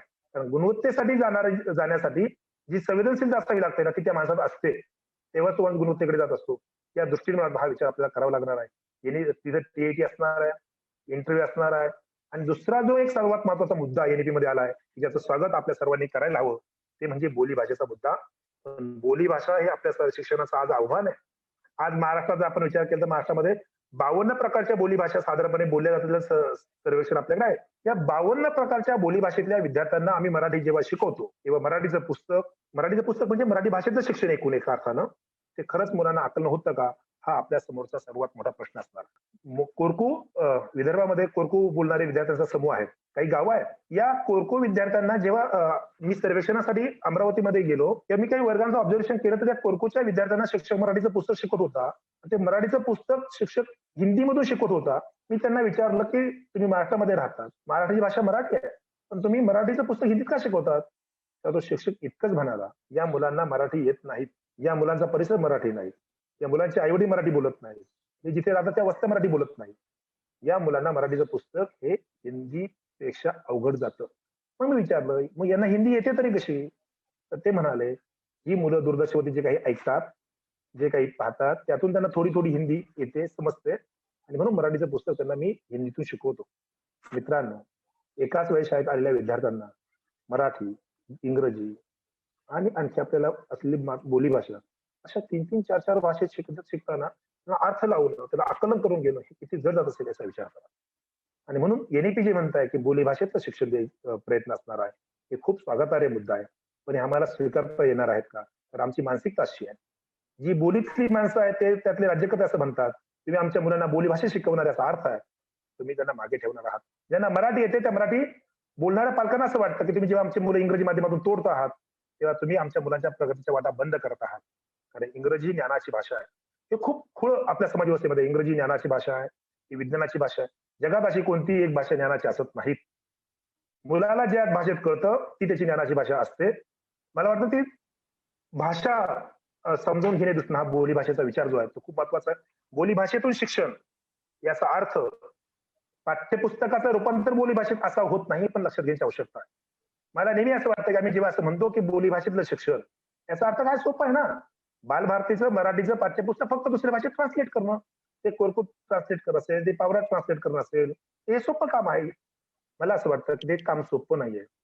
मला जे काही ट्रान्सलेट करायचंय, मला जे मुलांपर्यंत न्यायचंय ते त्या परिसराशी निगडीत आहेत का, त्या मुलांच्या भविष्याशी निगडीत आहेत का, त्याच्या पूर्व अनुभवाशी निगडीत आहेत का, त्यांच्या संचिताशी निगडीत आहेत का, संस्कृती निगडीत आहेत का, त्यांच्या जगण्याशी निगडीत आहेत का, या आशयाला धरून मला हे सर्व पुढे घेऊन जावं लागणार आहे. त्यामुळे ह्या बोलीभाषेचं आव्हान कसं पेलणार आहोत? शिक्षकाला बोलीभाषा बोलावी वाटत नाही, मुलाची भाषा शिक्षकाला येत नाही, शिक्षकाची भाषा मुलाला येत नाही, आणि तरी मुलांचं शिक्षण सुरू असणार असेल तर आता जी 5 कोटी मुलं शाळेत येऊन शिकत नाहीये त्यात आणखी भर पडत जाणार आहे. हे आव्हान आपल्याला कसं पेलता येणार आहे? तर ते खूप महत्वाच्या गोष्टी अकॅडमिक अंगाने विचार करण्याची भूमिका आपल्याकडे असली पाहिजे. आपण तो विचार कसा करतो ते महत्वाचं आहे. उद्या शासनाने जरी असं ठरवलं की बोली भाषेतले शिक्षक नेमायचे, त्याचा कायद्यामध्ये प्रोव्हिजन आहे, पण तरी सुद्धा त्याचा कायद्यातल्या प्रोव्हिजनने शिक्षक नियुक्त होतील. परंतु मला नियुक्त केल्यानंतर वर्गात त्या मुलांना बोलीभाषा शिकवणं आणि पुन्हा ते प्रमाण भाषेशी जोडता येणं, मला ते खूप महत्वाची गोष्ट आहे. मुलांच्या मनात, पालकांच्या मनात जे समज आहे हे समज बाहेर कसे काढणार आहोत? कारण आम्हाला असं वाटतं प्रमाण भाषा ही अत्यंत सुज्ञांची भाषा, शहाण्या लोकांची भाषा. खरं सांगू, जगात कधीही कोणतीही भाषा प्रमाण असत नाहीत, कोणतीही भाषा शुद्ध आणि अशुद्ध असत नाहीत. जगातल्या सर्व भाषा ह्या प्रमाणच असतात, फक्त सत्ताधाऱ्यांची भाषा म्हणून ती प्रमाण मानली जाते. मित्रांनो, या बोली भाषेचं स्वागत धोरणात करत असताना आपण हे आव्हान वर्गात आणि पाठ्यपुस्तकाच्या रूपानं शिक्षणाच्या प्रक्रियेत कसं पेलणार आहोत या दृष्टीने मला वाटतं विचार करणं महत्वाचं आहे. असे खूप मुद्दे एकूण पॉलिसीमध्ये नमूद केले आहेत. मला दिलेली वेळ आता इथे संपली, म्हणून या ठिकाणी थांबतो. तुम्हा सर्वांच्या प्रती कृतज्ञता व्यक्त करतो. पालघर डायच्या सर्व प्राचार्य, अधिवक्ता, ज्येष्ठ अधिकारी, विशेष सहाय्यक, शिक्षण विभाग, जिल्हा परिषद या सर्वांच्या प्रती कृतज्ञता व्यक्त करतो आणि या ठिकाणी थांबतो. धन्यवाद. Thank you Sandeep sir. खरं तर 4 दिवसाच्या आमच्या वेबिनारमध्ये आम्ही सर्व विषयांवर माहिती पाहिली आणि मला खात्री आहे, मला म्हणजे आम्हाला सर्वांना खात्री आहे की आजच्या सेशनमधून सर्वजण या ठिकाणी गंभीर झाले असतील. शिक्षणाचं चित्र आणि आपण शिक्षणातील घटक, आपण जे मुद्दे मांडले त्यावरती थोडंसं आम्ही नंतर बोलणार आहोत. पण माझी तुम्हाला पर्सनली रिक्वेस्ट आहे की आपलं शाळाबाह्य मुलांच्या समता विभागामध्ये खूप मोलाचं कार्य आहे. तर अशा या शाळाबाह्य मुलांवरती थोडंसं 5 मिनिटं अजून आपण बोलावं असं माझी तुम्हाला पर्सनली रिक्वेस्ट आहे. धन्यवाद. खूप महत्वाचं यासाठी मी मानतो शाळाबाह्य मुलांचं शिक्षण. आरटीचं कलम 4 मध्ये शाळाबाह्य मुलांच्या शिक्षणाबद्दलची भूमिका प्रतिपादन करण्यात आलेली आहे. आपण वास्तव मुलं दाखल करतो का शालाबाई मुलांसंदर्भात मला नेहमी असं वाटतं की शालाबाई मुलांच्या बद्दल नियमित शिक्षक जे करतो ना ते करून चालणार नाही. शालाबाई मुलांसाठी शिक्षक हा अत्यंत संवेदनशील असावा लागणार आहे. आणि त्या मुलाला दाखल करण्यापासून संवेदनशील असं लागणार आहे. या मुलावर प्रेम आणि माया करावं लागणार आहे, हे लक्षात घ्या. शालाबाई मुलांचं शिक्षण सुरू करण्यासाठी केवळ अभ्यासक्रम असणं पुस्तक असणं हे नाही आवश्यक. याच मुलांसाठी प्रेमाची गरज आहे. मी एक किस्सा सांगतो आणि मग तुम्हाला त्यातून अर्थ कळेल काय आहे. आम्ही शिक्षक म्हणून मी जेव्हा वर्गात उभा राहणार आहे शालाबाई मुलांचा, तर मला त्या मुलांच्या गरजा शोधता आल्या पाहिजे. ते मूल का शिक्षणाच्या प्रभावापासून बाहेर गेलं, ते मूल शिक्षणात का रमत नाहीये. नेहमी असं लक्षात ठेवा, जिथे मुलाला रिस्पेक्ट मिळत नाही ना, जिथे मुलाचा आदर केला जात नाही, जिथे सन्मान मिळत नाही, तिथे मूल रमत नाही. तुम्ही हे लक्षात घ्या ना, आपण सुद्धा 5 जण 6 जण असू आणि आपल्या लक्षात आलं की समोर माझा आदर करत नाहीये, तर मी कधीच तुमच्या गटात बसत नाही ना. नाही मला गटात बसायचं. तुम्ही जेव्हा दुसऱ्याचा आदर करत नाही तेव्हा ते सन्मान मिळत नाही. तर मला नेहमी असं वाटतं की शालाबाई मुलं जी आहेत ना, ही मुलं आउट ऑफ स्कूल आहेत म्हणजे काय आहेत, यांना काहीतरी वेगळे डोक्यात विचार सुरू आहेत. त्यांना तुमची माझी शिक्षणाची प्रक्रिया आवडत नाहीये. म्हणजे आईन्स्टाईन पण वर्गाच्या बाहेर होता. स्टीव्ह जॉब जो आहे ऍपल कंपनीचा संस्थापक, हा पण आउट ऑफ स्कूलचा विद्यार्थी आहे, हे लक्षात घ्या. ही मुलांना वेगळं काहीतरी करायची इच्छा असते की जे तुमच्या ट्रॅडिशनल पद्धतीने विचार करू शकत नाही. या मुलांच्या शिक्षणाबाबतीत तुम्हाला वेगळा विचार का करायचा असतो, तर यांच्या अंतकरणाला भिडेल अशा प्रकारचे अध्ययन अनुभव क्रिएट करता येणं हे आपल्या समोरचं आव्हान आहे. हे आव्हान आपण पेलणार आहोत का. या मुलांना समजावून घेताना मला एक नेहमी उदाहरण आठवतं. एका पाश्चात्य देशातल्या पुस्तकामध्ये ते आलेलं आणि खूप मला महत्वाचं वाटतं. शाळेमध्ये शिक्षिका होत्या आणि एक पोरग शिकत होतं दुसरीच्या वर्गामध्ये. ते अत्यंत लहान होतं आणि हे पोरग दुसरीच्या वर्गात शिकत असताना त्या बाई मुलाला शिकवायच्या, पण याला काही येत नव्हतं. पहिला अत्यंत हुशार पोरगा होता, पण दुसरीला हा अत्यंत मट्ट झाला एका अर्थानं. हा खिडकीत बसायचा आणि सतत खिडकीतून आकाशाकडे पाहायचा. या बाई खूप रागवायच्या, मनस्ताप होईल इतके चिडायचे त्याच्यावरती. त्यांनाही मनस्ताप व्हायचा आणि मारायच्या पण. 6 महिने या मुलांनी काहीच प्रगती केली नाही. हा सतत वर्गात नाही शिकत असायचा आणि हा आकाशाकडे पाहत असायचा. त्यांना प्रश्न पडला, हे काय आहे नेमकी. तर मग त्यांनी दुर्लक्ष करायला सुरुवात केली. आपल्याकडे कसं असतं, मुलाला सांगून 2दा 3दा सांगून येत नाही ना, मग आपण काय फार फादत पडत नाही. शाळाबाई मुलाच्या असं नाही करून चालणार आपल्याला. मग त्या शिक्षिका मुख्याध्यापक गेल्या आणि त्यांना सांगितलं, हे पोरग काही केलं तरी शिकत नाहीये. 6 महिने झाले, त्याच्या नोंदी माझ्याकडे क्लीन आहेत. एक सुद्धा नोंद याची सापडत नाही. हा लक्ष देत नाही, सतत आकाशाकडे पाहत असतो.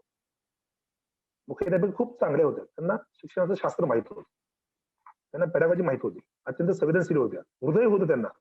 शिक्षणामध्ये पहिला एकच नियम आहे शिक्षणाचा, तुम्हाला हृदय असली पाहिजे. तर शिक्षणाची प्रक्रिया करते. डिग्री नको, हृदय पाहिजे. शाळेबाई मुलांसाठी तर 100% शिक्षकांना हृदय पाहिजे, हे लक्षात घ्या. तर आपण या मुलांना समोर ठेवू. मुख्याध्यापिका गेल्या वर्गात पाहिलं, दुसऱ्या दिवशी त्या मुलाच्या घराचा शोध घेतला. घरी गेल्यानंतर त्यांनी बघितलं, एक झोपडी होती. झोपडीत एक 80-90 वर्षाची म्हातारी होती. हात पायी काही चालत नव्हते. घरात फाटक्या बाजेवरती गोदर टाकून त्या झोपलेल्या होत्या आणि हे पोरग जे होतं दुसरीचं, हे शाळेच्या जायच्या तयारीत होतं. ती आजी उठली, शेजारच्या 4-5 घरात गेली, काय जे मिळेल ते आणलं, भीक मागितली आणि ते आणलं. त्या मुलाला खाऊ घातलं आणि ते पोरग शाळेत जाण्यासाठी निघालं. तेवढ्यात मुख्याध्यापिका गेल्या. मुख्याध्यापिकेने त्या बाईला विचारलं, आजीला, नातू तुमचा पहिला खूप हुशार होता, अशा नोंदी आमच्या शाळेत सांगतायत, पण दुसरीत गेले 6 महिन्यापासून लक्ष देत नाही. आजी एकच वाक्य उद्गारले, त्याच्या आई वडिलांचा 6 महिन्यापूर्वी अपघात झाला, दोघंही त्यात मृत्यू पावले. तो मला सतत विचारतो, आई आणि बाबा कुठे आहेत. मी त्याला सांगते, तुझे आई बाबा देवाघरी गेले. त्याला पुढचा प्रश्न विचारला, देव कुठे राहतो. मी त्याला सांगितलं, आकाशात राहतो. म्हणून तो असा विचार करतो की आकाशात जर देव राहत असेल, माझे आई बाप तिकडे तिथे गेले असतील, तर ते माझ्याकडे पाहत असावे. त्यांना असं वाटायला नको की आपला मुलगा कुठे बसला हे त्यांना दिसावं, म्हणून नजरानजर व्हावी, नजरानजर चुकू नयेत, म्हणून हा मुलगा आकाशाकडे पाहतो. ही गोष्ट ऐकल्यावरती मुख्याध्यापकाच्या डोळ्यात पाणी आलं. दुसऱ्या दिवशी शाळेत गेल्या. मुलाला डब्यात बघितलं, 4-5 घरचं मागून आणलेलं उष्टक जे काय असेल ते मिळालेलं होतं. बाईंनी त्यातला एक घास खाला आणि दुसऱ्या दिवसापासून बाईंनी आपल्या डब्यामध्ये 2 पोळ्यांऐवजी 4 पोळ्या आणायला सुरुवात केली आणि त्याला सांगितलं की जेव्हा मधली सुट्टी होईल तेव्हा तू माझ्यासोबत जेवायला यायचं. तू आला नाही तर मी जेवणार नाही. बाईंनी छान गणवेश दिला. बाईंनी छान पद्धतीचं जेवण द्यायला सुरुवात केली. मुलाला प्रेम मिळू लागलं, माया मिळू लागली आणि पुढच्या 6 महिन्यामध्ये मुलांना अभ्यासक्रम पूर्ण केला. मागचा पुढला अभ्यासक्रम पूर्ण केला. मुलांना प्रेमाची भूक असते. शालाबाई मुलांना डांबरट असं वाटतं, ते डांबरट नसतात. त्यांना प्रेमाची भूक असते. त्यांचे काही प्रश्न असतात, परंतु ते समजावून घेणं, ही संवेदनशीलता जी आहे अंतःकरणातली, ही या मुलासाठी अत्यावश्यक असते. तुम्ही प्रेम केलं की मुलं शिकू लागतात. शिक्षणाचा एकच सिद्धांत आहे जगातला, तो म्हणजे मुलांवर प्रेम करा. या पलीकडे जगातला कोणताही सिद्धांत नाही. मग शालाबाई मुलांच्या संदर्भात आपण त्यांच्याशी अत्यंत संवेदनशीलतेनं राहणं, संवेदनशीलतेने त्यांचे प्रश्न समजावून घेणं. ते मूल तेव्हा शिकतं जेव्हा त्याला मायाचा आधार मिळतो. जेव्हा त्याला असं वाटतं की मी यांच्यावर काही सांगितलं चालू शकतो, तेव्हा ते मुलं शिकू लागतात. पण शाळेत प्रेम मिळत नसेल, घरी प्रेम मिळत नसेल, तर ही मुलं कधीच शिक्षणाच्या प्रवाहात शिकणार नाही. विवेकानंद नेहमी असं म्हणायचे, गरीबाला शिक्षणापर्यंत पोहोचता येत नसेल तर शिक्षणानं गरीबापर्यंत पोहोचलं पाहिजे. कारण शिक्षण हे सर्वात मोठं परिवर्तनाचं साधन आहे. अमेरिकेचा इकॉनॉमिस्ट गिल्बर्ट असं म्हणतो, जगाच्या पाठीवर गरिबी संपवायची असेल तर योजना देऊन चालणार नाही. केवळ तुम्ही गरिबांना आधार देणाऱ्या, भोजन देणाऱ्या, शिष्यवृत्ती देणाऱ्या योजना आखून तुम्ही गरिबी संपवू शकणार नाही. गरिबी जर जगातली संपवायची असेल तर त्यांना आयुष्यभर हाताला काम देणारा शिक्षणाचा धागा जोडायला हवा. मला वाटतं हा दृष्टिकोन ठेवून आपण जर शाळाबाई मुलांसंदर्भात काम केलं तर बरंच काही साध्य करता येऊ शकेल. खरं तर 3-3, 4-4 दिवसाचे प्रशिक्षण टप्पे आहेत. अवघ्या 5 मिनिटात मी काय सांगणार हा प्रश्न आहे. मला वाटतं इतकं सध्या तर पुरेसं आहे. Thank you Sandeep sir. खरं तर आजचं जे शालेय नेतृत्व विकास अंतर्गत जे सेशन होतं, नव्या शैक्षणिक धोरणातील आव्हाने, आताचं हे जे सेशन बघितलं यातील काही महत्वाचे मुद्दे आपल्या समोर येतात. सर्वात महत्वाचं आहे, शिक्षण पद्धती ही केवळ वाचक नसावी तर ती कृतीशील असावी. शिक्षण आपल्या कृतीमध्ये आलं पाहिजे. दुसरा मुद्दा होता, शिक्षण बोलण्यासाठी नसतं तर जगण्यासाठी असावं. जगताना शिक्षणाचा वापर केला पाहिजे, हा यामध्ये महत्वाचा मुद्दा होता. असर नसल्याच्या रिपोर्टांनी आपल्या डोळ्यात अंजन घातलेलं आहे. कुठं आपण आहोत, आपल्याला कुठे पुढे जायचं आहे. आणि एक शेवटचं वाक्य होतं, नाव पटावर आणि मुलं शेतावर.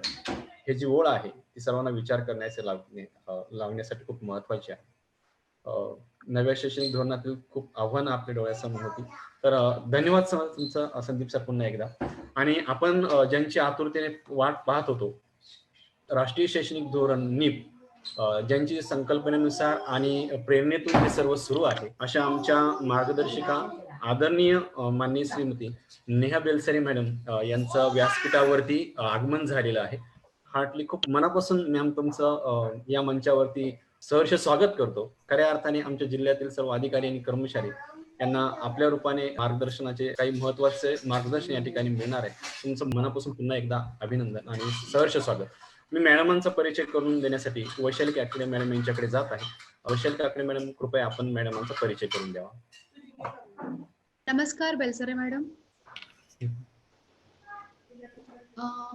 शैक्षणिक क्षेत्रात अखंड वाहणारा कर्तृत्वाचा झरा, एक समर्पित व शिक्षण विश्वात उत्तुंग उत्साह निर्माण करणारी शिदोरी, सोज्वळपणा व अष्टपैलुत्वाचा समृद्ध किनारा लाभलेल्या हृदयस्पर्शी माननीय डॉक्टर नेहा बेलसरे, संचालक मीपा औरंगाबाद यांचा परिचय करून देताना मला मनस्वी आनंद होतोय.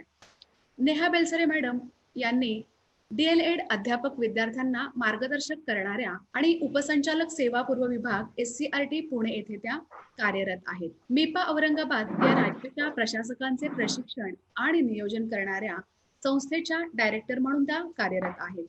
गेली 25 वर्ष अध्यापनाचा अनुभव पाहता डॉक्टर नेहा बेलसरे मॅडमचे शैक्षणिक कारकिर्दीतले एक तप डाएट आणि SCRT मधील कार्याचे आहे. MSc फिजिक्स आणि केमिस्ट्री मध्ये त्याने त्यांचं शिक्षण पूर्ण केलेलं आहे आणि शिक्षणशास्त्र विषयात PhD पदवी प्राप्त केलेली आहे.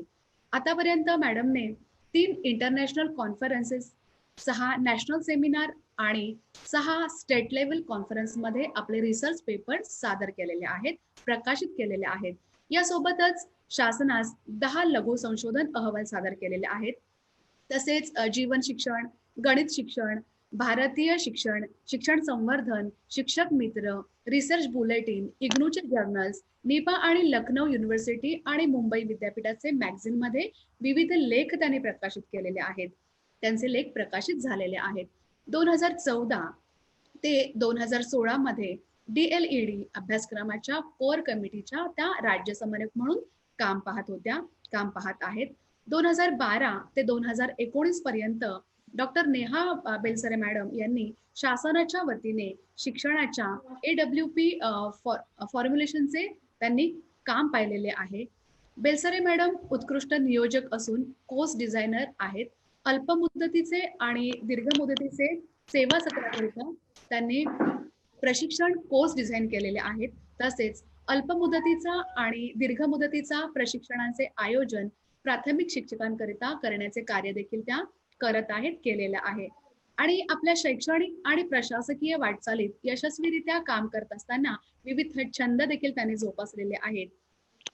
तसेच फ्लॉवर अरेंजमेंट असेल, डेकोरेशन असेल, त्याकरता त्यांना अनेक अवॉर्ड्स देखील मिळालेले आहेत. आणि सलाड डेकोरेशन, रांगोळी, वाचन इत्यादी विषयांचे छंद देखील त्यांनी यशस्वीरित्या जोपासलेले आहेत. कोविड पॅन्डेमिक कालावधीमध्ये त्यांनी अनेक कार्यक्रम घेतलेले आहेत. अनेक कार्यक्रमामध्ये त्या किनोट पर्सन किंवा चीफ स्पीकर म्हणून त्यांनी अनेक कार्यक्रम केलेले आहेत. अशा बहुआयामी व्यक्तिमत्व लाभलेल्या माननीय डॉक्टर नेहा बेलसरे मॅडम आपले डाएट पालघर ऑनलाईन मंचावर हार्दिक हार्दिक स्वागत. या कार्यक्रमाच्या प्रास्ताविकासाठी मी आमंत्रित करते श्री तानाजी डावरे, विषय सहाय्यक Palghar. Over to you Daware sir. Thank you ma'am. खरं तर मॅडमांचा जितका परिचय करून दिला जाईल तेवढा कमीच आहे. यात अजून एक ओळ फक्त मी ऍड करून सांगतो की आज जे काही महाराष्ट्रामध्ये विषय सहाय्यकांचं कार्य आहे, या विषय सहाय्यकांच्या कृतीला आणि त्यांच्या पद्धतीला जन्म आदरणीय मॅडमांनी घातलेला आहे. मॅडमांच्या नेतृत्वाखाली आणि मार्गदर्शनाखाली आपल्या सर्व विषयकांची सहाय्यकांची वाटचाल सुरू होते, अजूनही आहे. आपल्या सर्वांचं प्रेरणास्थान आहे. धन्यवाद मॅम. खरं तर आपल्या संकल्पनेनुसार जे काही निपचं वेबिनार आयोजित करण्यात आलं होतं याचा थोडासा अहवाल मी आपणापुढे सादर करतो. सुरुवातीला मॅम दिनांक 22/1/2021 रोजी अध्यापन शास्त्र आणि मूल्यमापनाचं नेतृत्व यावरती श्रीमती मानसी भोसले मॅडम यांनी खूप असं छान मार्गदर्शन केलं होतं. यामध्ये अध्यापन शास्त्र कसं असावं, मूल्यमापनाचं नेतृत्व कसं असावं, अध्यापन स्तर कसे असावेत, बालवाटिका कशी असावी, अंगणवाडी सक्षमीकरण कसं असावं यावरती मार्गदर्शन झालं होतं. आणि या ऑनलाईन वेबिनारला जवळपास 654 प्रशिक्षणार्थी यांचा सहभाग घेतला होता आणि 7,000 व्ह्युअर्स त्याला आहेत. 7,000 जणांनी हा व्हिडिओ बघितला होता. अजूनही त्याचे फॉलोअप चालू आहे. त्यानंतर 23/1/2021 रोजी शालेय नेतृत्व आणि सातत्यपूर्ण व्यावसायिक विकास यावरती डॉक्टर दिनेश चौधरी सर, अधिव्याख्याता डाएट ठाणे यांनी मार्गदर्शन केलं होतं. साधारणतः या वेबिनारच्या सेशनला 435 जणांनी सहभाग घेतला होता. 3,000 लोकांनी आतापर्यंत हा व्हिडिओ बघितलेला आहे आणि अजूनही त्याचं फॉलोअप चालू आहे. त्यानंतर दिनांक 25/1/2021 रोजी आधुनिक काळातील शालेय नेतृत्व यावरती श्रीमती वैशाली काकडे मॅडम, विषय सहाय्यका राम मुंबई यांनी मार्गदर्शन केलं होतं. 532 लोक ऑनलाईन होते फेसबुकला आणि त्याचं आतापर्यंतचं जे व्ह्युअर्स आहेत ते 3,200 आहेत. यामध्ये SLTP प्रशिक्षण काय आहे, त्याचबरोबर शालेय नेतृत्व विकास कसा असावा, शाळाबाह्य मुलं आणि प्रत्येक मूल शिकू शकतं यावरती कसा फोकस करावा यावरती वैशाली काकडे मॅडम यांनी प्रकाश टाकला होता. त्यानंतर 27/1/2021 रोजी शाळा संकुलाच्या माध्यमातून कुशल संसाधन व स्थानिक प्रशासन या विषयावरती सेशन झालं होतं. डॉक्टर राजेश बनकर सर, वरिष्ठ अधिव्याख्याता डाएट पुणे यांनी खूप छान पद्धतीने हे सेशन घेतलं होतं. 379 लोकांनी या ठिकाणी लाईव्ह फेसबुकच्या माध्यमातून हा कार्यक्रम बघितला होता. आजपर्यंत 2,000 व्ह्युअर्स यांचे आहेत. आणि यामध्ये महत्वाचे जे मुद्दा होता की शाळा संकुल कसं असावं, शाळा समूह कसा असावा, कमी पट असलेल्या शाळांची गुणवत्ता कशी वाढवावी, कला, कार्यान्वयन, शारीरिक शिक्षण या विषयावरती अतिरिक्त मार्गदर्शन कसं करावं. साधारणतः या दिवशी 379 लोक ऑनलाईन वेबिनारला होते आणि 2,000 आणि आतापर्यंत हा व्ह्यू बघितलेला आहे. आतापर्यंत आदरणीय मॅम जर पूर्ण 4 ते 5 दिवसाचा ओव्हरलुक बघितला तर 20 ते 21,000 लोकांनी याचे व्ह्युअर्स आहेत, बघितलेले आहेत व्हिडिओ, अजूनही बघत आहेत. आणि आजचं जे सेशन आहे, आजच्या या सेशनला आता सध्या तरी 125-127 कर्मचारी, अधिकारी, शिक्षक बांधव या ठिकाणी उपस्थित आहेत. खरं तर आम्हाला जो अपेक्षित आकडा होता तो गाठता आलेला नाही. कदाचित नेटवर्कचा प्रॉब्लेम असेल, माहित नाही. मात्र संध्याकाळी आम्ही लिंक सर्वांना शेअर करत असतो. त्या लिंकच्या माध्यमातून सर्वांपर्यंत ही माहिती पोहोचत असते. तर असा हा अहवाल आदरणीय मॅम आपल्याला सविनय सादर. यानंतर आदरणीय मॅडमांचं अध्यक्षीय मनोगताकडे जाण्याच्या अगोदर या वेबिनारमध्ये ज्या शिक्षकांनी स्वतःही वेबिनार अटेंड केलेला आहे, माहिती बघितलेली आहे किंवा सेशनमध्ये सहभाग घेतलेला आहे, मॅम यामध्ये आम्ही थोडासा एक चेंज असा केला होता की शिक्षकांना या राष्ट्रीय शैक्षणिक धोरणाच्या निमित्ताने जे काही प्रश्न पडतात ते प्रातिनिधिक स्वरूपामध्ये या मंचाच्या माध्यमातून सुटावेत म्हणून काही शिक्षकांना, शिक्षक बांधवांना संधी दिली होती.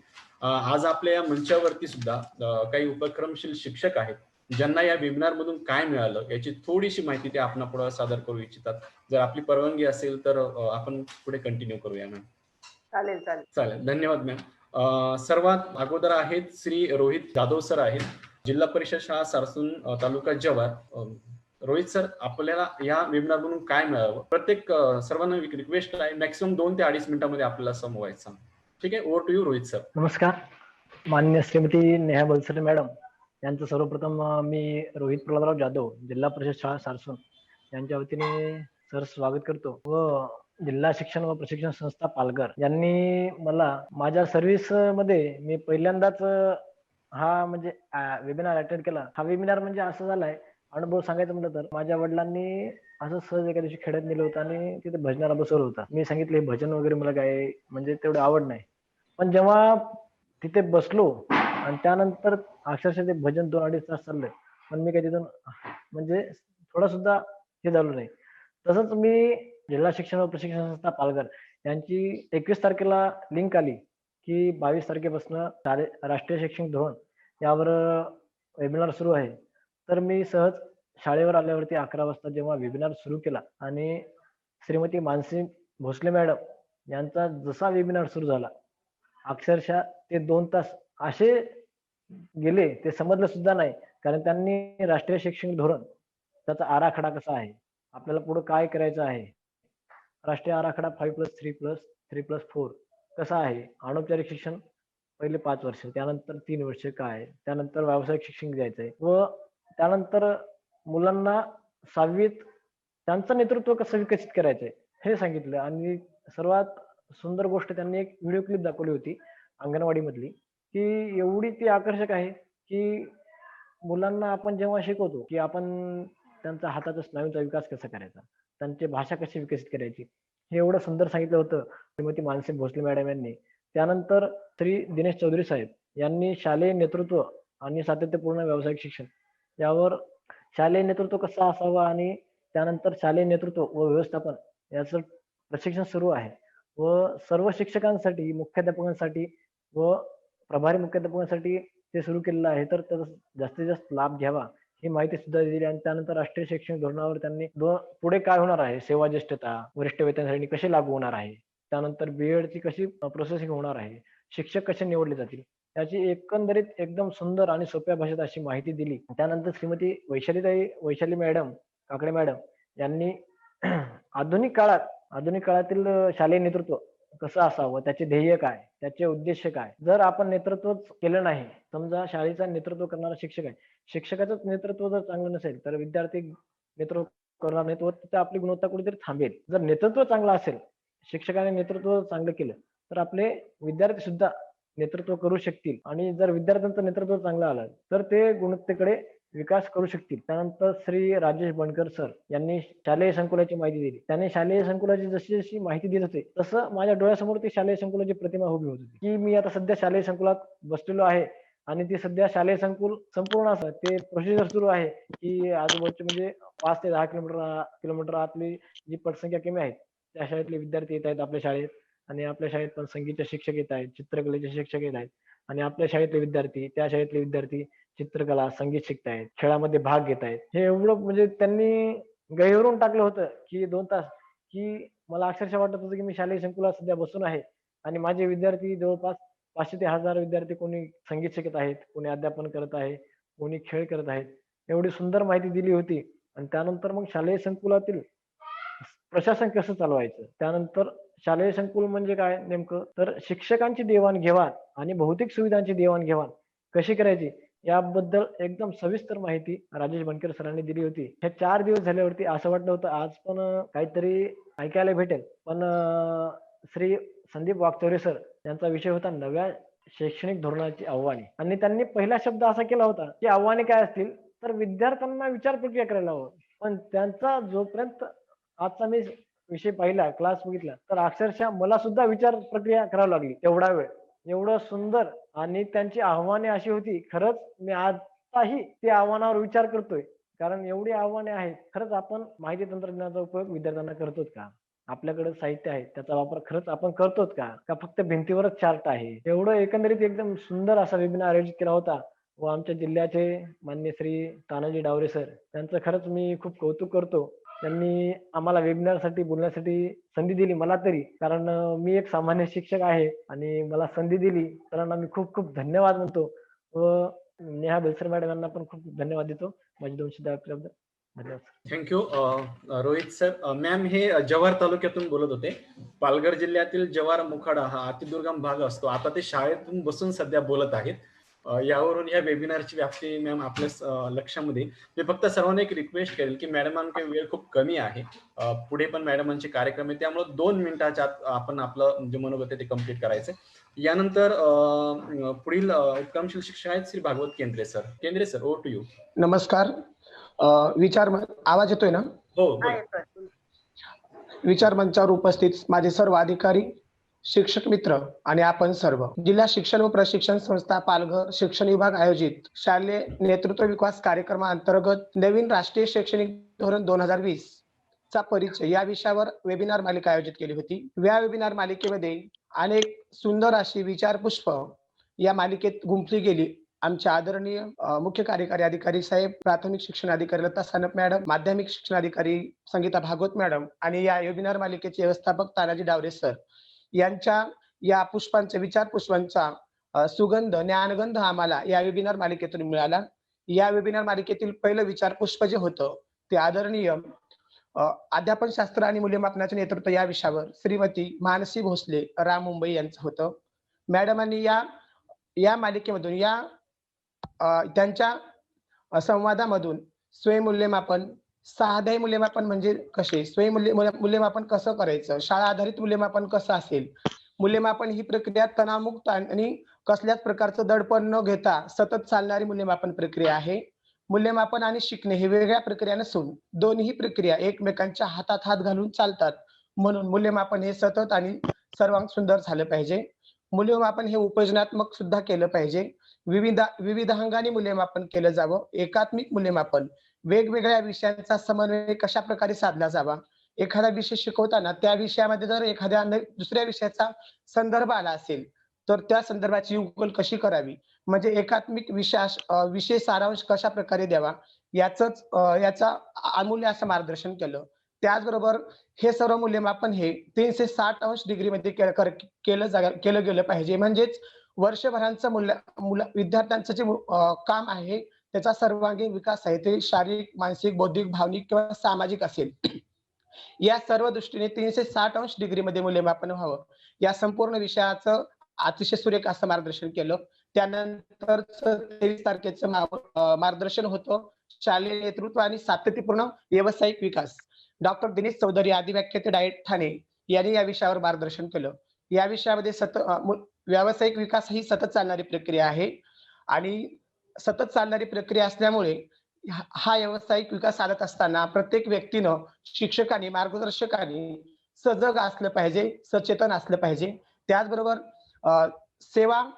सेवा वातावरण आणि संस्कृती याबद्दल सुद्धा त्यांनी अतिशय चांगलं मार्गदर्शन केलं. त्यानंतर 25 तारखेला आता जे आपल्या वेबिनारमध्ये उपस्थित आहेत त्या वैशाली काकडे घुगे मॅडम यांनी आधुनिक काळातील शालेय नेतृत्व या विषयावर अतिशय सखोल, मार्मिक आणि अर्थपूर्ण असं मार्गदर्शन केलं. यामध्ये नेतृत्वाचे प्रकार, विद्यार्थ्यांचे ज्ञान व कौशल्य विकास करण्यासाठी नेतृत्व कशा प्रकारे केले जावे, माझा वर्ग ही माझी जबाबदारी न म्हणता माझी शाळा माझी जबाबदारी असा विस्तृत असा दृष्टिकोन ठेवायला हवा. त्याचबरोबर शाळाबाह्य मुलांसंदर्भात सुद्धा त्यांनी अतिशय मार्गदर्शन केलं. त्यांच्या या मार्गदर्शनामुळे आम्हाला निश्चितच अशी प्रेरणा मिळाली आणि या प्रेरणेमधून मला 2 ओळी सुचल्या. शाळाबाह्य मुलांचा आमा आहे छंद, शाळाबाह्य मुलांचा आमा आहे छंद, लावू आता निरीक्षरांच्या भारी ज्ञानगंध, लावू आता निरीक्षरांच्या भारी ज्ञानगंध.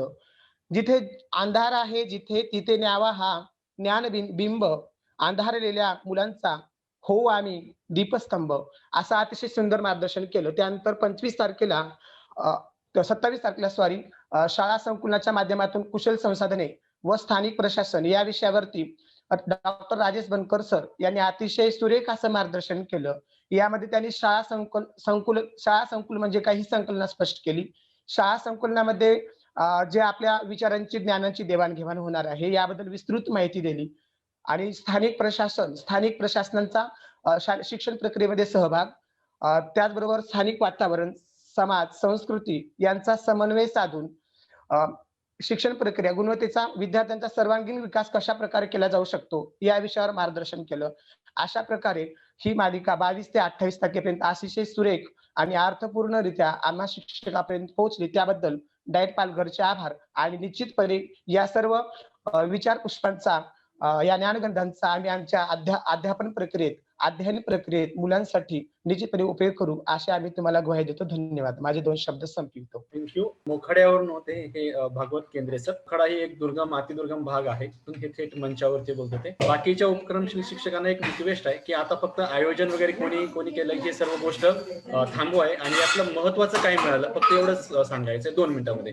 पुढे जाऊया आपण. श्री खंदारे सर, जिल्हा परिषद झरी, तलासरी तालुका, पालघर जिल्ह्याच्या बॉर्डरवरती आहे. Over to you Khandare sir. नमस्कार सर्वांना. नमस्कार. मी सिद्धार्थ खंदारे. माझा परिचय पहिल्यांदा देतो. मी सिद्धार्थ खंदारे, जिल्हा परिषद शाळा झरी वळवीपाडा, तालुका तलासरी, जिल्हा पालघर. आपल्या महाराष्ट्रातला सर्वात छोटा तालुका म्हणायला हरकत नाही. या तालुक्याला 3 राज्यांच्या सीमा लागतात. अशा ह्या दुर्गम तालुक्यामध्ये मी कार्यरत आहे आणि माझ्या शाळेवर रेंज नसल्यामुळे मी घरून हे वेबिनार अटेंड करत आहे. तर या वेबिनार साठी आपल्या 5 दिवसामध्ये 5 तज्ञ मार्गदर्शक लाभले होते. या 5 तज्ञ मार्गदर्शकांमध्ये जे 5 विषय वाटून दिलेले होते ते अतिशय असे उत्कृष्ट होते. पहिल्या दिवसाच्या पहिल्या सत्रामध्ये माननीय श्री मानसी भोसले मॅडम यांनी सांगितलं आणि तानाजी डावरे सर यांनी सुद्धा सांगितलं की राष्ट्रीय अभ्यासक्रम आराखडा 2020 हा काही 5 दिवसातल्या 5 वेबिनार मध्ये संपेल असा काही नाही. परंतु ज्याप्रमाणे वैशाली मॅडम यांनी सांगितलं की राष्ट्रीय अभ्यासक्रम आराखडा 2020 हा दगडाला घासून गुळगुळीत केलं आणि चोथा केला. तर अशा प्रकारे ह्या 5 दिवसामध्ये याच्यामध्ये झालेला आहे की याच्यामध्ये आलेल्या शंका, बऱ्याच शंका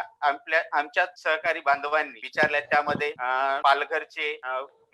पालघरचे राजन गरुड सर, वनमाळी मॅडम यांनी, केतन पाटील सर यांनी बरेच असे प्रश्न उपस्थित केले आणि या प्रश्नांमधून सुद्धा अशी माझ्या मनामध्ये आलेल्या शंका, जसं की शाळा संकुल म्हणजे नेमकं काय असेल बाबा, ते शाळा संकुल म्हणजे काय 30 पटाच्या आतल्या शाळा बंद होतील का आणि सर्व शाळा एकत्र येतील, इकडली मुलं तिकडे, तिकडची मुलं इकडे, असं होणार का? पण ही शाळा संकुलाची संकल्पना एकदम स्पष्ट झाली. जसंच की छोट्या छोट्या शाळांमध्ये नेमकं काय होईल या राष्ट्रीय शैक्षणिक धोरणानुसार, त्या बऱ्याच शंका ज्या मनामध्ये उपस्थित झाल्या होत्या या अतिशय उत्कृष्ट अशा वेबिनार मधून आमच्या मनाचं निरसन झालेलं आहे. तसंच वैशाली काकडे मॅडम यांनी एकदम मंत्रमुग्ध आवाजामध्ये एकदम छान असं स्पष्टपणे सांगितलं होतं की आपलं राष्ट्रीय अभ्यासक्रम आराखडा हा सर्वांना ज्ञात झाला पाहिजे. जसं शाळा व्यवस्थापन समिती, पालक, विद्यार्थी या सर्वांपर्यंत पोहोचला पाहिजे. नक्कीच या वेबिनार मधून सर्वांपर्यंत पोहोचेल. नवचला पोहता तरी माझी जबाबदारी म्हणून मी माझ्या पाड्यातील सर्व विद्यार्थी, पालक यांच्यापर्यंत या वेबिनार पोहोचण्याचा प्रयत्न करेन. एवढं बोलून मी माझं 2 शब्दाचं मनोगत संपवतो. जय हिंद, जय महाराष्ट्र. धन्यवाद सर. यानंतर पुढे आहेत श्रीमती अर्चना चौधरी मॅडम आहेत, जिल्हा परिषद कुडूस, तालुका वाडा. मॅडम 2 मिनिटांमध्ये संपवायचे. फक्त रिपिटेशन होते. Okay sir. तर आवाज येतोय ना? येतोय.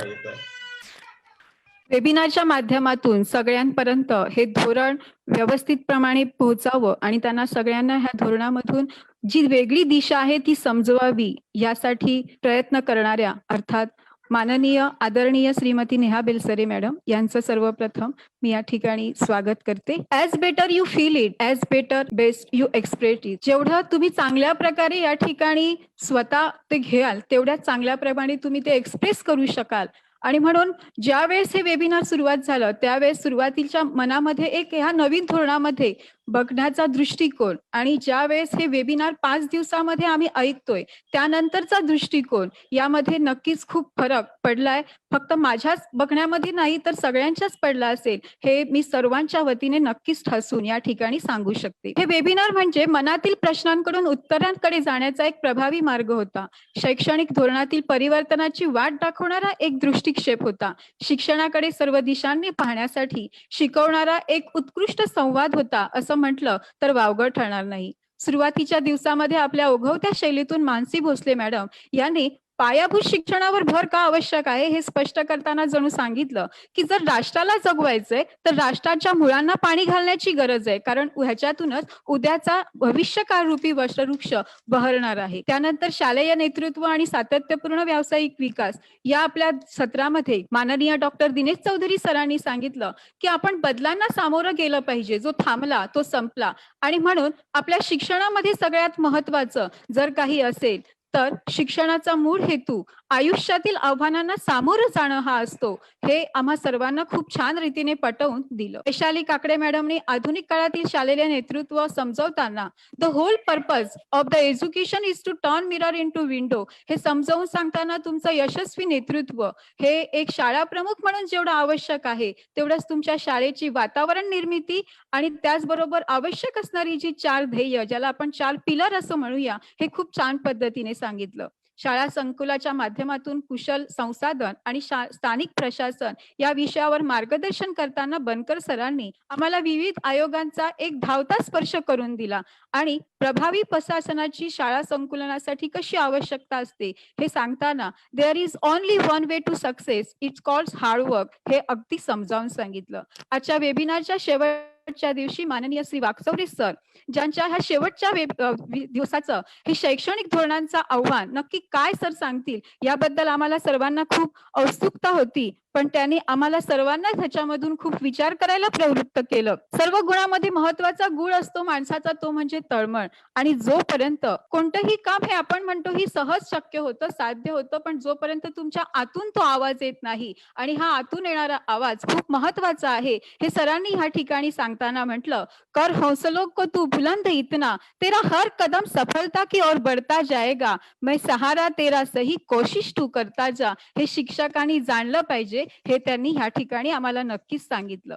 दीपगृहाप्रमाणे आपल्या ज्ञानाचा प्रकाशधूर ह्या 5 दिवसामध्ये सगळीकडे पसरवणारे हे सगळे आमचे तज्ञ व्याख्याते यांच्याबद्दल शेवटी मॅडम एवढं नक्कीच म्हणेन, मला स्वतःला सुचलेल्या 4 ओळी या ठिकाणी म्हणेन. बहुत सारे इस जहां में रूबरू होते हैं आपसे, लेकिन हर कोई तो दिल में नहीं उतरता, जो उतरता है वो अपनी काबिलियत के दम पर एक अलग ही छाप सबके दिलों पे डालता है. खरोखरच आमच्या सगळ्यांना म्हणजे अतिशय सुंदर रीतीने सांगताना ज्ञानेश्वरांचं एक वाक्य, जैसे शारदेची चंद्रकळे माझी अमृत कण कोवळे, ते वेजिते मनमवाळे चकोर तलगे. चकोराची पिल्लं जी असतात ती शरद ऋतूच्या चांदण्यांमध्ये अमृताचे कवळे कण आहेत, ते हळूवारपणे वेचतात. त्याचप्रमाणे आपण सर्व शिक्षकांनी या नवीन शैक्षणिक धोरणामध्ये असणारे जे काही महत्वाचे बदल आहेत ती संवेदनशील मनाने टिपायला हवेत आणि त्याचप्रमाणे भविष्याचा वेध घेणारी क्षमता आपल्या स्वतःमध्ये निर्माण करायला हवी, हे आम्हाला ह्यातून नक्कीच शिकवलं. आणि ह्यासाठी ह्या सर्व गोष्टी घडवून आणण्यासाठी असं म्हटलं जातं की कोणत्याही कर्तृत्वाला कल्पकतेची जोड मिळाली तर त्याच्यातून अद्भुत कार्य घडतं. हे असं अद्भुत कार्य करून आमच्या सर्वांपर्यंत हे राष्ट्रीय धोरण अतिशय चांगल्या प्रमाणे पोहोचवण्यासाठी मॅडम तुमचं परत एकदा मनस्वी धन्यवाद देते आणि या ठिकाणी मी थांबते. खरं तर ही वेबिनार मालिका मॅडमांची कन्सेप्ट आहे जी आपल्यापर्यंत पोहोच. धन्यवाद मॅडम. यानंतर शेवटचं मनोगत आहे वरुणाक्षी आंद्रे मॅडम, जिल्हा परिषद शाळा आगवण शिजूपाडा तालुका डहाणू. शॉर्ट मध्ये मॅडम 2च मिनिटात घ्यायचं आहे. वरुणाक्षी मॅडम. नमस्कार. जिल्हा शिक्षण प्रशिक्षण संस्था पालघर डाएट यामार्फत राष्ट्रीय शैक्षणिक धोरण 2020 याची अंमलबजावणी, याची उत्कृष्ट अंमलबजावणी व्हावी यासाठी या वेबिनार मालिकेचे आयोजन करण्यात आले होते. या वेबिनार मालिकेतून अनेक नाविन्यपूर्ण कल्पनांची माहिती देण्यात आली. मी अशा काही ठळक मुद्द्यांचा याच्यामध्ये अभ्यास केलेला आहे की एकच याचा मुख्य उद्दिष्ट विद्यार्थ्याचा सर्वांगीण विकास व शाळेचा सर्वांगीण विकास. आजचा विद्यार्थी हा 21व्या शतकातील आव्हानांना पेलणारा एक सक्षम नागरिक आपल्याला तयार करायचा आहे. यासाठी अनेक नाविन्यपूर्ण कल्पना याच्यामध्ये राबवलेल्या आहेत. यामध्ये विद्यार्थी हा स्वतःचं अध्ययन करणार आहे, मूल्यमापनही करणार आहे. त्याचप्रमाणे यामध्ये या धोरणामध्ये पूर्व प्राथमिक शिक्षणाला अधिक भर दिलेला आहे. कारण पूर्व प्राथमिक शिक्षण जर विद्यार्थ्याला क्वालिटीयुक्त मिळालं तर तोच विद्यार्थी म्हणजे पाया जर भक्कम असेल तर तो विद्यार्थी भविष्यात आपला विकास करू शकतो. या गोष्टीवर अधिक भर दिलेला आहे. यामध्ये नवीन एक ऐकायला मिळालेलं म्हणजे की गर्भसंस्कार यासाठी सुद्धा कार्यशाळा घेतल्या जाणार आहेत. आम्ही एक पाड्यावरील शिक्षक आहोत. इथे या गोष्टीची खरंच खूप कमतरता वाटते. कारण कमी वयात होणारी गर्भधारणा आणि मग ती मुलं अशीच वाढतात आणि जेव्हा पहिलीला आमच्याकडे मूल येतं तेव्हा त्याला त्याचं नाव सुद्धा आम्हाला शिकवावं लागतं. पण आता या गोष्टी राहणार नाहीत, कारण या धोरणामध्ये पूर्व प्राथमिक शिक्षणाला खूप महत्व दिलेलं आहे. तसंच मानसिक विद्यार्थ्याला शाळेतील जे लहान मूल आहे त्याचा मानसिक व भावनिक विकास यावर भर देण्यात आला आहे. कारण यामुळेच भविष्यात होणारी जी बेकारी आहे, बेकारी, मारामारी, जे अनेक वाईट प्रसंग आहेत यापासून मुलांना सांभाळलं जाणार आहे. त्याचप्रमाणे ज्या नाविन्यपूर्ण कल्पना आहेत याचा क्षेत्र अधिकारी यांच्याकडून कौतुक व्हावं यासाठीही यामध्ये नवीन धोरण आखण्यात आलेलं आहे. आमच्या पालघर जिल्हा परिषदेकडूनही म्हणजे शैक्षणिक धोरणाची सुरुवात करण्यात आलेली आहे. जसं की पालघर जिल्हा उपक्रमशील शिक्षक एक सन्मान देण्यात आला, की जिल्ह्यामध्ये जे अनेक उपक्रमशील शिक्षक आहेत जे खूप छान कार्य करतात यांना एक सन्मानित करण्यात आलं, म्हणजे त्यांचं कौतुक करण्यात आलं. या धोरणामुळे अनेक नाविन्यपूर्ण उपक्रम उदयास येतील, उपक्रमशील शिक्षक उदयास येतील. अशा प्रकारे नेप 2020च्या उत्कृष्ट अंमलबजावणीमुळे विद्यार्थी कृतीशील होऊन स्वयंप्रेरणेने ज्ञान ग्रहण करेल. एखादा घटक शिकवताना विद्यार्थ्यांना नुसतं आपण कल्पना देऊन चालणार नाही, तर त्यांच्यासाठी त्यांना अनुभवातून शिक्षण देणं महत्वाचं आहे. मला माझे मत व्यक्त करण्यासाठी जी संधी दिली जिल्हा शिक्षण प्रशिक्षण संस्था पालघर यांचे मी खूप खूप आभारी आहे. व मी जे काही एक थोडक्यात जे अनुभव घेतलेले आहेत, की जसं म्हणजे खूप ऐकायला मिळालं की नवीन उपक्रम राबवले पाहिजेत, पण आमच्या जिल्ह्यामध्ये असे अनेक नाविन्यपूर्ण उपक्रम राष्ट्रीय शैक्षणिक धोरण येण्याच्या अगोदरच चालू केलेले आहेत. कारण विद्यार्थ्याचा सर्वांगीण विकास व शाळेचा सर्वांगीण विकास जर साधायचा असेल तर पारंपरिक ज्या चालू आहे यांना तोड देऊन नवीन कल्पनांचा आम्ही आमच्या अध्यापनात वापर करण्यास सुरुवात केलेली आहे. धन्यवाद. Thank you वर्णाक्षी ma'am. 5 उपक्रमशील शिक्षक ज्यांनी 5 दिवस हे वेबिनार बघितलं म्हणून 5 घेतलेलं होतं. तर असं छान असं सुंदर अनुभव कथन केलेलं आहे. खरं तर मॅम तुमच्या मनातून कन्सेप्ट निघाली की राष्ट्रीय शैक्षणिक धोरण हे सर्वांपर्यंत पोहोचलं पाहिजे आणि त्यानंतर राज्यस्तरावरती आपण एक मीटिंग घेतली, छान आम्हाला सर्वांना गायडन्स केलं आणि त्यानंतर याचा फॉलोअप सुरू झाला. आज प्रत्येक तळागाळातील शिक्षकांपर्यंत मॅम वेबिनारमध्ये आम्हाला हे अनुभव आले. काही शिक्षण तज्ञ, काही बालवाडीच्या अंगणवाडी ताई होत्या, काही शिक्षण प्रेमी होते, अगदी एसएमसी सदस्य आणि एसएमसीचे अध्यक्ष सुद्धा यावरती लाईव्ह कमेंट देत होते. तर खूप छान असं एक झंझावात आपल्या नेतृत्वाखाली राष्ट्रीय शैक्षणिक धोरणाचा पूर्ण महाराष्ट्रामध्ये सुरू राहिला. आमच्या जिल्ह्यामध्ये तो होता आणि आज त्याचा समारोप होत आहे.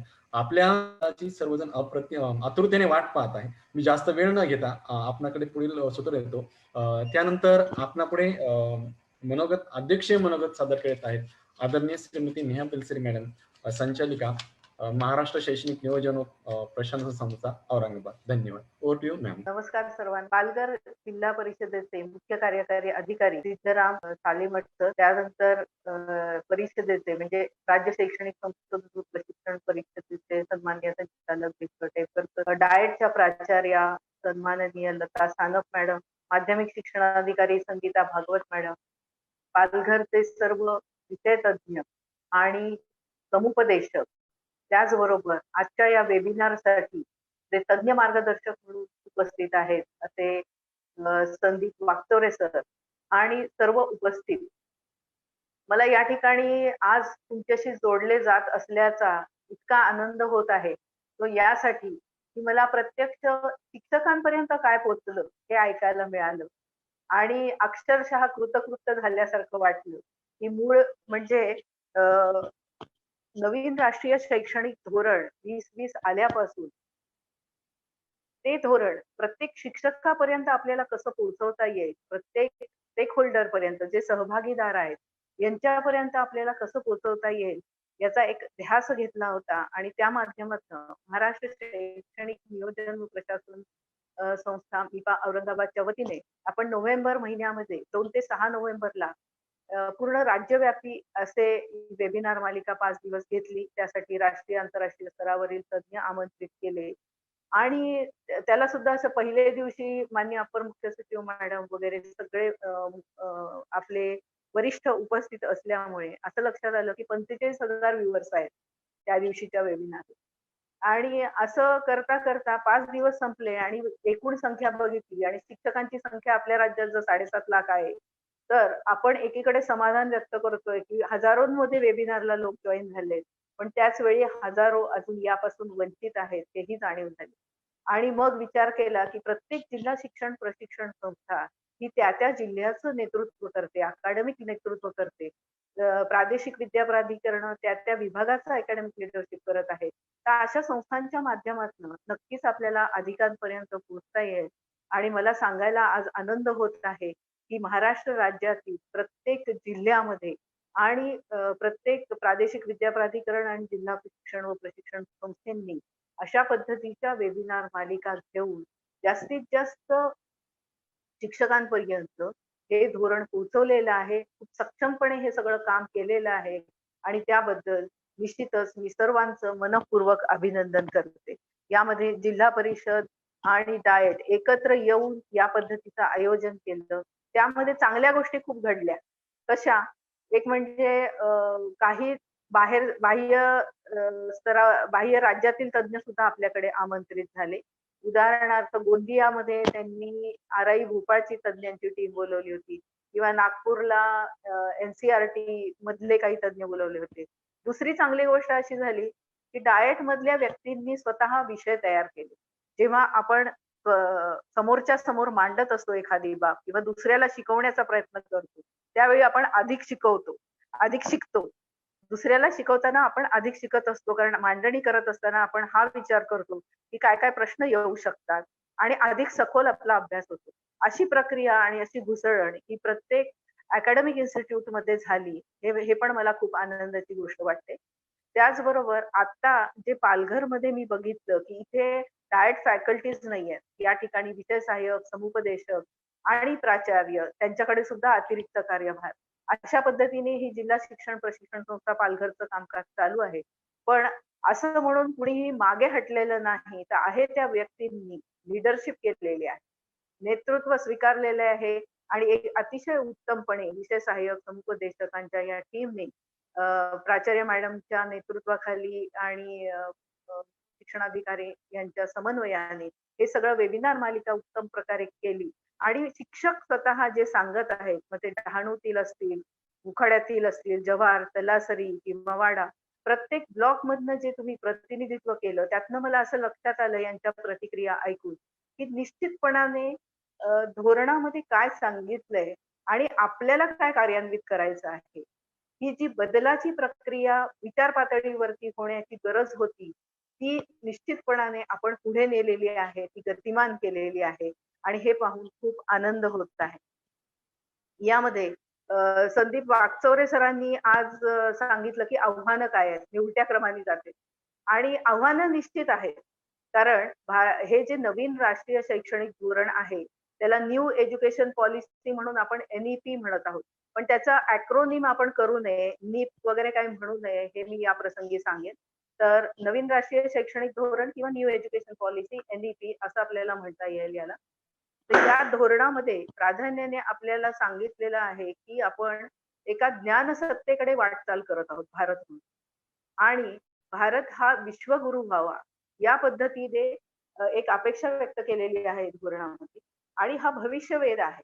असं म्हटलं जातं की first millennium is ruled by muscle power, second by money power and this millennium will be ruled by knowledge power.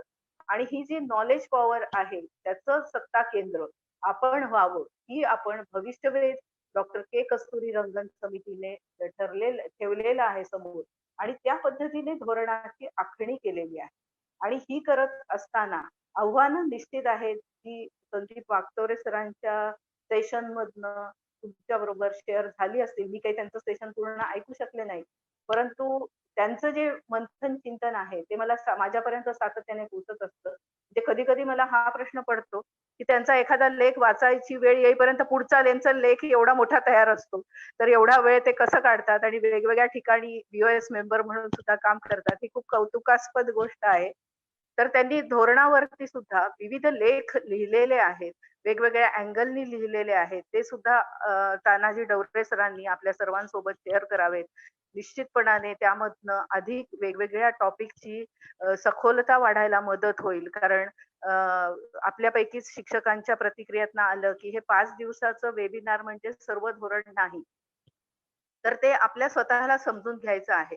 तर ही अनुक्रमणिका आहे, साधारण काय आहे हे आपल्याला कळलंय, पण ज्याचं त्याने प्रत्येकाने स्वतः अभ्यासूनच त्याच्यामध्ये शिकायचं आहे. मला आणखीन एक प्रतिक्रिया खूप छान वाटली. मध्यंतरी मला एका बुलढाण्यातील शिक्षकांचा फोन आला आणि त्यांनी स्वतःहून फोन करून सांगितलं की मॅडम मला छान काय वाटत आहे याच्यामध्ये, की जेव्हा प्रशिक्षण लागतं तेव्हा आम्हाला कळतं की अरे धोरण काहीतरी बदल झालाय आणि आता आपल्याला त्या नव्या धोरणाच्या प्रशिक्षणाला बोलवलं. पण हे धोरण आल्या आल्या आमच्यापर्यंत हे पोहोचवण्यासाठी ज्या काही गोष्टी घडल्या आणि आम्ही आता हे समजून घेत आहोत याचा मला खूप आनंद होत आहे.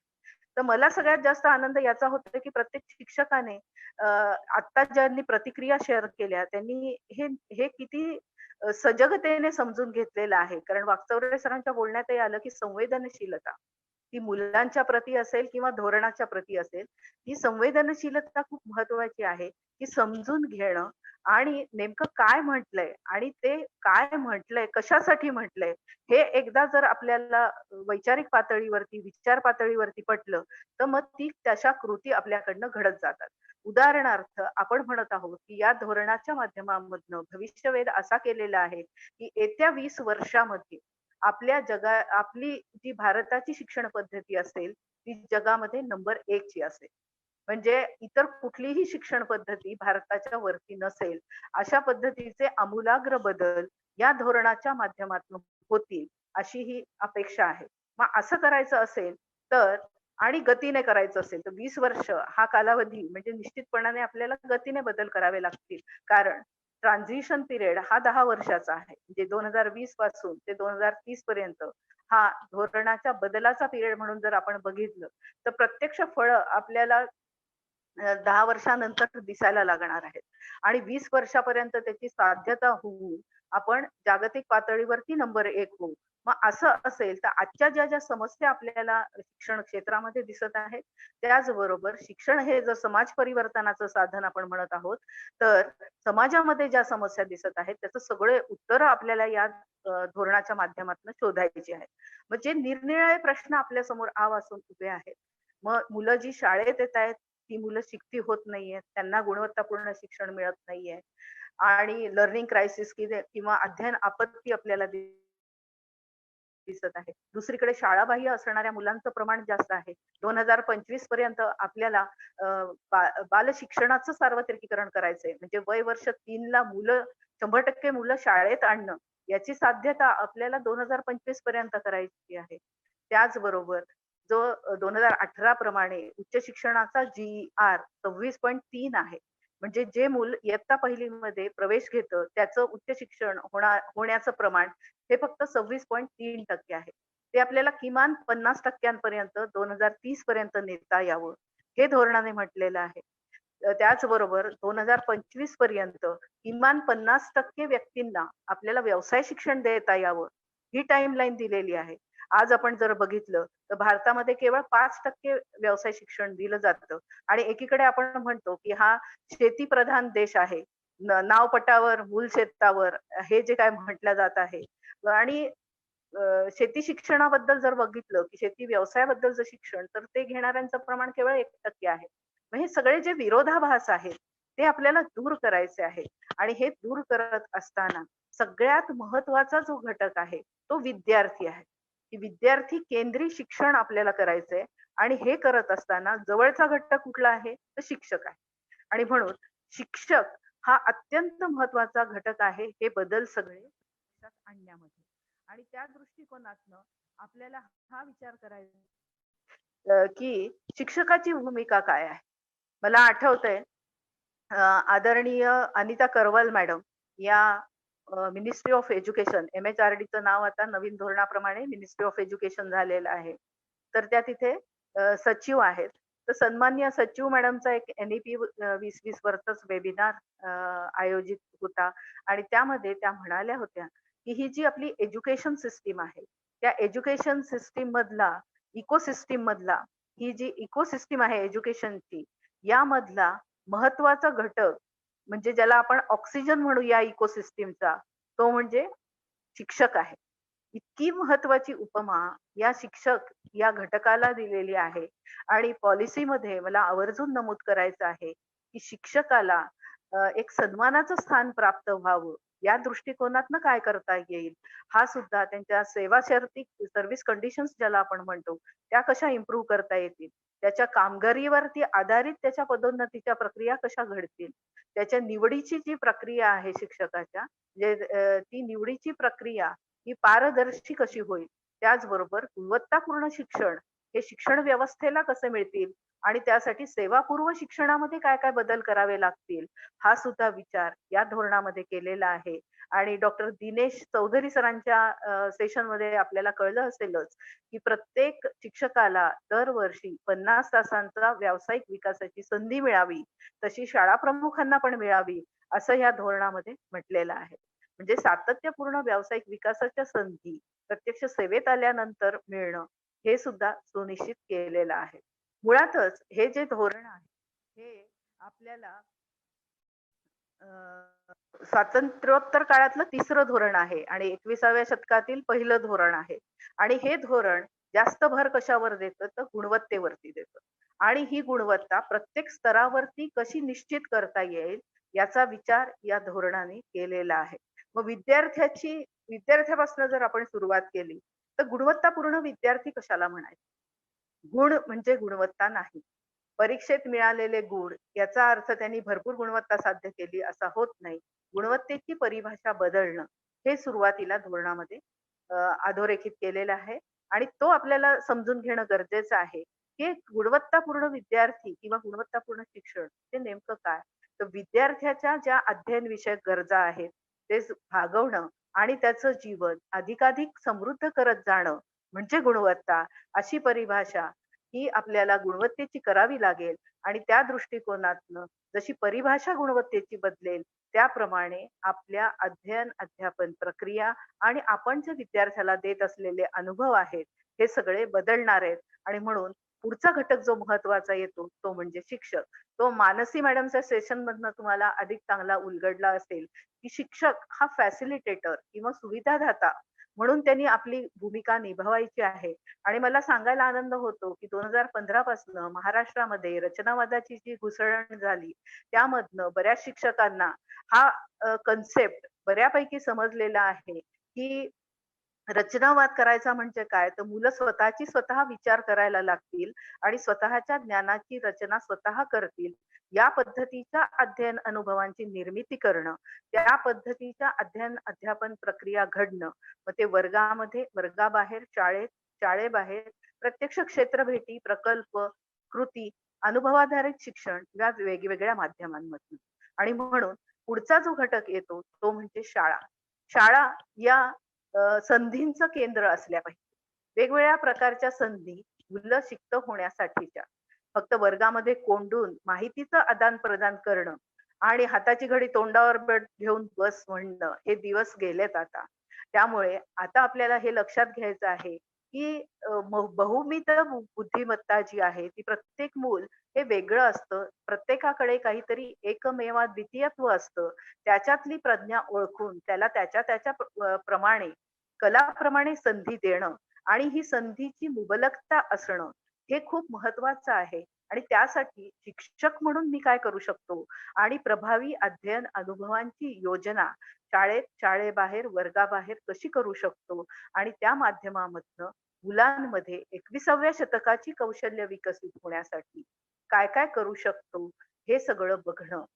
21व्या शतकाच्या कौशल्यांमध्ये क्रिएटिव्ह लर्निंग आहे, कोलॅबोरेटिव्ह लर्निंग आहे, त्याच्यानंतर चिंतनशील विचार करायला मुलांना भाग पाडणं आहे, कॉम्प्युटेशनल थिंकिंग आहे, वैज्ञानिक दृष्टिकोन आहे, गणिती दृष्टिकोन आहे, मशीन लर्निंग आहे, आर्टिफिशियल इंटेलिजन्स आहे. हे सगळ्या गोष्टी त्या मुलांना यायला पाहिजेत. पण हे सगळं करत असताना त्याची पाळंमुळं ही भारतीय संस्कृती, भारतीय मूल्य, भारतीय तत्वज्ञान यावर आधारित असतील, याकडे सुद्धा धोरणाने लक्ष अधोरेखित केलेलं आहे की आपण जागतिकीकरणाकडे वाटचाल करणार आहोत. म्हणजे पाश्चात्तीकरण नाही, अंधानुकरण नाही, तर पाश्चात्यांचं जे जे चांगलं आहे ते निश्चित आपण घेऊ, पण जे आपलं चांगलं आहे त्याची सुद्धा आपण जोपासना करूया.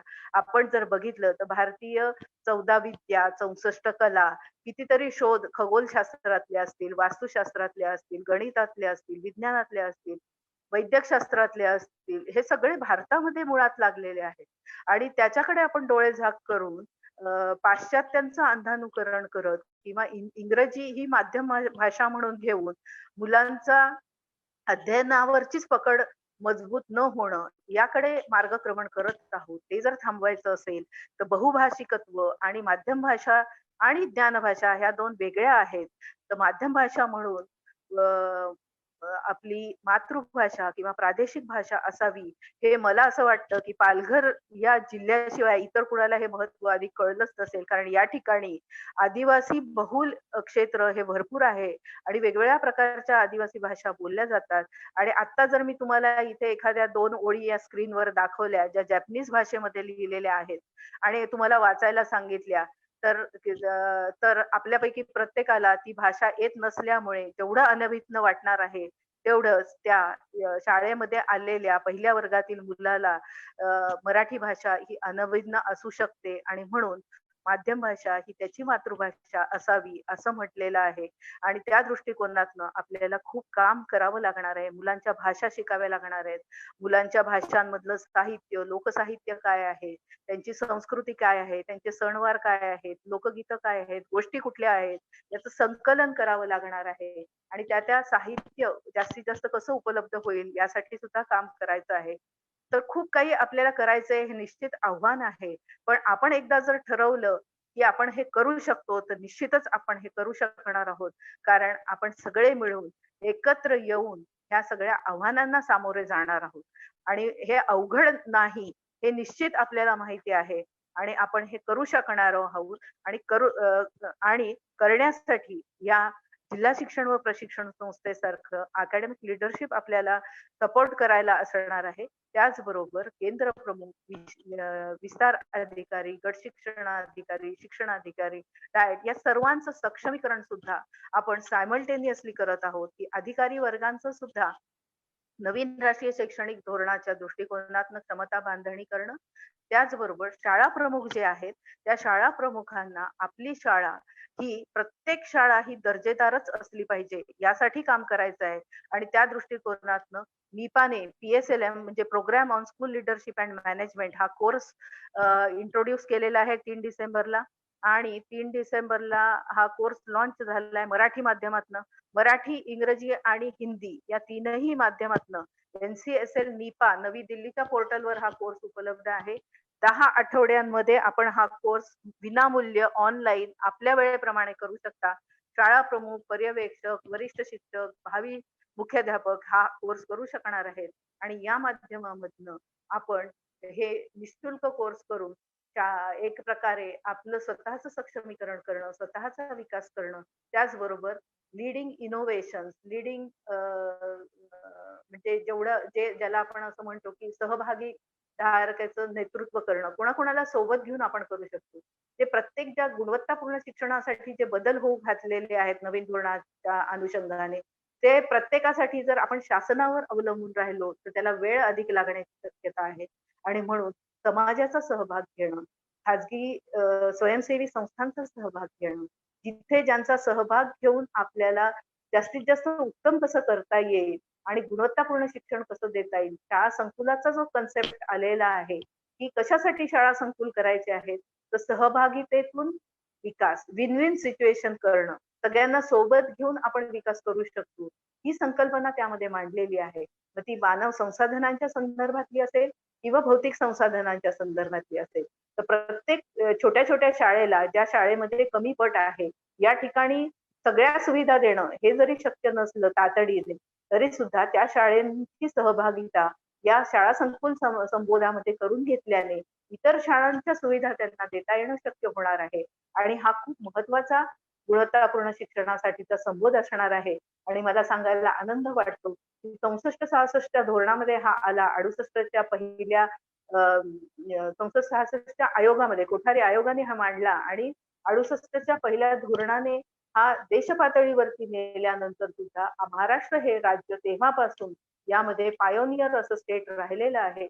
आणि आपल्या राज्यामध्ये इतर राज्यांच्या तुलनेमध्ये शाळा संकुल ही संकल्पना खूप चांगल्या पद्धतीने कार्यान्वित होत गेल्याचं आपल्याला दिसतं. 95 पर्यंत साधारणपणे माध्यमिक शाळा ही केंद्र शाळा असावी आणि त्याला जोडलेल्या इतर प्राथमिक शाळा अशा पद्धतीची संकुलं होती. पण नंतर केंद्रप्रमुख पद निर्माण झालं, केंद्र शाळा ही संबोध आला आणि तेव्हापासून मग केंद्र शाळांच्या माध्यमामधनं प्राथमिक स्तरावरती प्राधान्याने हे सगळं काम घडत गेल्याचं आपल्याला दिसतं एलिमेंटरी एज्युकेशन स्तरावरती. परंतु आता हे धोरण असं म्हणत आहे की शाळा संकुल हा कन्सेप्ट आपण अधिक विस्तारित करू शकतो.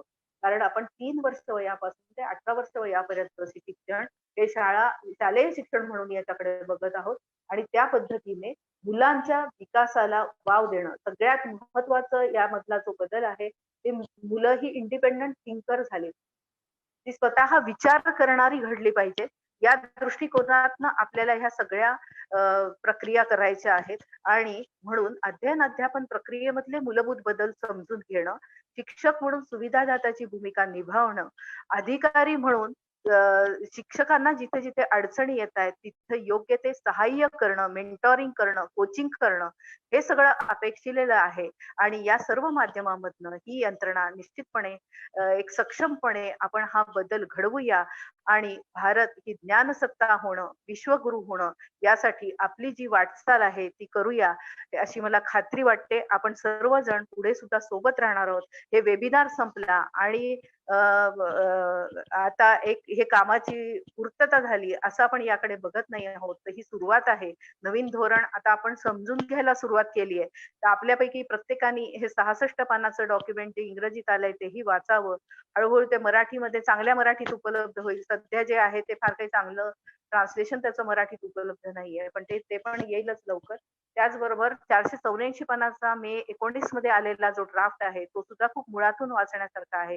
कारण त्यावर आधारित हे धोरण आहे. धोरणात्मक निर्णय काय झालेत ते आपल्याला शिफारसी काय आहेत या 66 पानात कळतात. पण त्यामागचं रॅशनल काय की अशा पद्धतीने पायाभूत शिक्षणाचा टप्पा का केला वय वर्ष 3 पासून ते वय वर्ष 8 पर्यंतचा, त्यामागचं काय मेंदूशास्त्र आहे, हे सगळे जे रॅशनल आहे त्याच्या मागचे ते सगळे आपल्याला 484 पानात वाचायला मिळतील. म्हणून ज्यांना अधिक अभ्यासण्याची गरज आहे त्यांनी ही 484 पानं वाचावी. ज्यांना आत्ता मला हे वाचून लगेच कार्यान्वित करायचं आहे आणि मी एवढं तरी करू शकतो असं वाटेल त्यांनी 66 तरी वाचावी. आणि इथे जे आपल्याला या वेबिनारच्या माध्यमामधनं मिळालेलं आहे ते प्रत्यक्ष कृतीत आणण्याच्या दृष्टीने आपण आजपासून सुरुवात करूया. आता शाळा सुरू होत आहेत आणि अध्ययन अध्यापन प्रक्रिया बदलायला कुठल्याही शासनच्या आदेशाची वाट बघण्याची आपल्याला गरज नाहीये. तर अनुभवाधारित शिक्षण आणि मुलं शिक्त होण्याच्या दृष्टीने आपल्याला त्यांच्या उच्चस्तर विचार प्रक्रिया कशा सक्षम होतील, त्याचबरोबर त्यांचा सर्वांगीण विकास कसा होईल यासाठी प्रभावी अध्ययन अनुभवांची योजना करणं हे खूप महत्वाचं आहे. आणि धोरणामध्ये आणखीन एक म्हटलेलं आहे की अभ्यासेतर अभ्यासपूरक असं काही नाही, तर सर्वच विषय महत्वाचे आहेत आणि म्हणून बहुविद्याशाखीय दृष्टिकोन ठेवलेला आहे. कला, विज्ञान, वाणिज्य अशा वेगवेगळ्या शाखाभेद न ठेवता मुलाच्या आवडीप्रमाणे त्याला विषय निवडीचं स्वातंत्र्य हा खूप महत्वाचा विचार आहे. आणि प्रज्ञावान मुलांच्या शिक्षणावरती जसं लक्ष दिलेलं आहे तसं दिव्यांगांच्या शिक्षणावरतीही लक्ष दिलेलं आहे. ट्रान्सजेंडरचं शिक्षण कसं व्हावं याकडे लक्ष दिलेलं आहे. त्याचबरोबर इक्विटी हा एक पिलर म्हणून बघितलेला आहे, आधारस्तंभ. आणि म्हणून न्याय आणि समता कशी प्रस्थापित होईल शिक्षणाच्या माध्यमातून यासाठी आपल्याला काम करायचं आहे आणि त्या दृष्टीने आपण सर्व वाटचाल कराल त्यासाठी मी मनपूर्वक शुभेच्छा देते. पुन्हा एकदा तानाजी डवरे सर आणि सर्व डाएट टीमचं, सर्व विषय सहाय्यक, समुपदेशक, डाएट प्राचार्य, शिक्षणाधिकारी माध्यमिक, आजचे तज्ञ आणि आतापर्यंत आलेले सर्व तज्ञ आणि याला जोडल्या गेलेले माझे सर्व शिक्षक, सहभागी शिक्षक आणि अधिकारी यांचं मनापासून अभिनंदन करते. आणि ही नवीन राष्ट्रीय शैक्षणिक धोरणाच्या माध्यमातून आपण उद्याचा भारत घडवूया त्यासाठी मनपूर्वक शुभेच्छा. धन्यवाद. खरं तर वेबिनार ही संकल्पना आणि राष्ट्रीय शैक्षणिक धोरण हे प्रत्येकापर्यंत पोहोचवावं यामागची मॅडमांची तळमळ ही खूप वाखण्याजोगी आहे. त्याचाही आपण भाग बघितला. मॅडमांनी राष्ट्रीय शैक्षणिक धोरणामध्ये काय काय अंतर्भूत आहे, आपल्याला काय करणं गरजेचं आहे, या प्रत्येक कन्सेप्ट वरती आपण मॅडमांनी प्रकाशझोत टाकलेला आहे. मॅम, लाईव्ह चालू असताना कमेंट बॉक्सवरती लक्ष होतं. अनेक जणांचं म्हणणं होतं की मॅडम खूप छान पद्धतीने आमच्यापर्यंत सर्व माहिती पोहोचवली. सर्व पोस्ट शेअर होत असतात. निपा औरंगाबादच्या शिक्षकांच्या बऱ्याच कन्सेप्ट क्लिअर होत आहेत. या माध्यमातून जो शिक्षकांसाठी किंवा वरिष्ठ शिक्षकांसाठी जो कोर्स आहे तो किती महत्वाचा आहे यावरती मॅडमांनी प्रकाशझोत टाकला. मॅम, तुमचं खरंच मनापासून खूप खूप धन्यवाद. यानंतर आपण आभाराकडे जाऊया. यापुढची सूत्र मी वैशाली काकडे मॅडमांकडे सोपवतो. Over to you Vaishali Kakade madam. धन्यवाद. कार्यक्रम ऑनलाईन असो की ऑफलाईन, आभाराशिवाय तो अपूर्णच आणि पूर्णत्वास नेण्यासाठी अर्थात आभार प्रदर्शनासाठी मी श्रीमती वैशाली काकडे, राम मुंबई आपल्या समवेत उपस्थित आहे. आपल्या स्मरणसाखळीतून कधीही निसटणार नाही अशा अभ्यासपूर्ण वेबिनार मालिकेचे आपण सारे साक्षीदार आणि ज्यांची प्रेरणा आपल्याला कायमच लाभते असे आपले प्रेरणास्थान माननीय सिद्धाराम सालेमठ, मुख्य कार्यकारी अधिकारी, जिल्हा परिषद पालघर यांचे मनस्वी आभार. माननीय श्री दिनकर टेमकर, संचालक SCRT पुणे यांचे देखील मनस्वी आभार. ज्यांच्या संकल्पनेतून नॅशनल एज्युकेशन पॉलिसी वेबिनार मालिका संपूर्ण महाराष्ट्रामध्ये यशस्वीरित्या संपन्न होत आहे अशा माननीय डॉक्टर नेहा बेलसरे, उपसंचालक MIPA औरंगाबाद यांचे देखील खूप खूप आभार. पालघर जिल्ह्याच्या मार्गदर्शक माननीय श्रीमती लता सानप, प्राचार्य तथा शिक्षणाधिकारी प्राथमिक, जिल्हा परिषद पालघर, माननीय श्रीमती संगीता भागवत, शिक्षणाधिकारी माध्यमिक, जिल्हा परिषद पालघर, ज्यांच्या अभ्यासपूर्ण विचारांचा सुगंध या व्यासपीठाला लाभला ते सर्व मान्यवर, यामध्ये माननीय संघमित्रा त्रिभुवन, उपसंचालक प्रादेशिक विद्या प्राधिकरण मुंबई, माननीय श्रीयुत डॉक्टर राजेश बनकर, वरिष्ठ अधिव्याख्याता डायट पुणे, माननीय डॉक्टर श्रीयुत दिनेश चौधरी, अधिव्याख्याता डायट ठाणे, श्रीयुत संदीप वाकचौरे, विषय सहाय्यक लेखक शिक्षण तज्ज्ञ डायट अहमदनगर, श्रीमती मानसी भोसले, विषय सहाय्यक राम मुंबई, श्रीमती वैशाली काकडे, विषय सहाय्यक राम मुंबई, या सर्वांचे डायट पालघर मार्फत मनस्वी आभार. वक्तृत्व, कर्तृत्व आणि नेतृत्व यांचा त्रिवेणी संगम आणि या वेबिनार शृंखलेचे व्यवस्थापक श्रीयुत तानाजी डावरे यांचे देखील मनस्वी आभार. सर्व अधिकारी, गटशिक्षण अधिकारी, विस्तार अधिकारी, केंद्र प्रमुख, विषय सहाय्यक, समुपदेशन तसेच या ऑनलाईन सदरासाठी ऑनलाईन मंचावर उपस्थित राहिलेले शिक्षक, मुख्याध्यापक, सर्व शिक्षक, पालक, विद्यार्थी आणि शिक्षणप्रेमी, फेसबुक लाईव्हच्या माध्यमातून आपला प्रचंड प्रतिसाद मिळाला, आपले पुनश्च आभार. काही कारणास्तव कार्यक्रम पाहायचा राहून गेला असेल तर डायट पालघर या फेसबुक पेजवर आपण पाहू शकता. पुन्हा भेटूया अशा नाविन्यपूर्ण कार्यक्रमासाठी. तोपर्यंत नमस्कार, काळजी घ्या, सुरक्षित राहा. Thank you so much.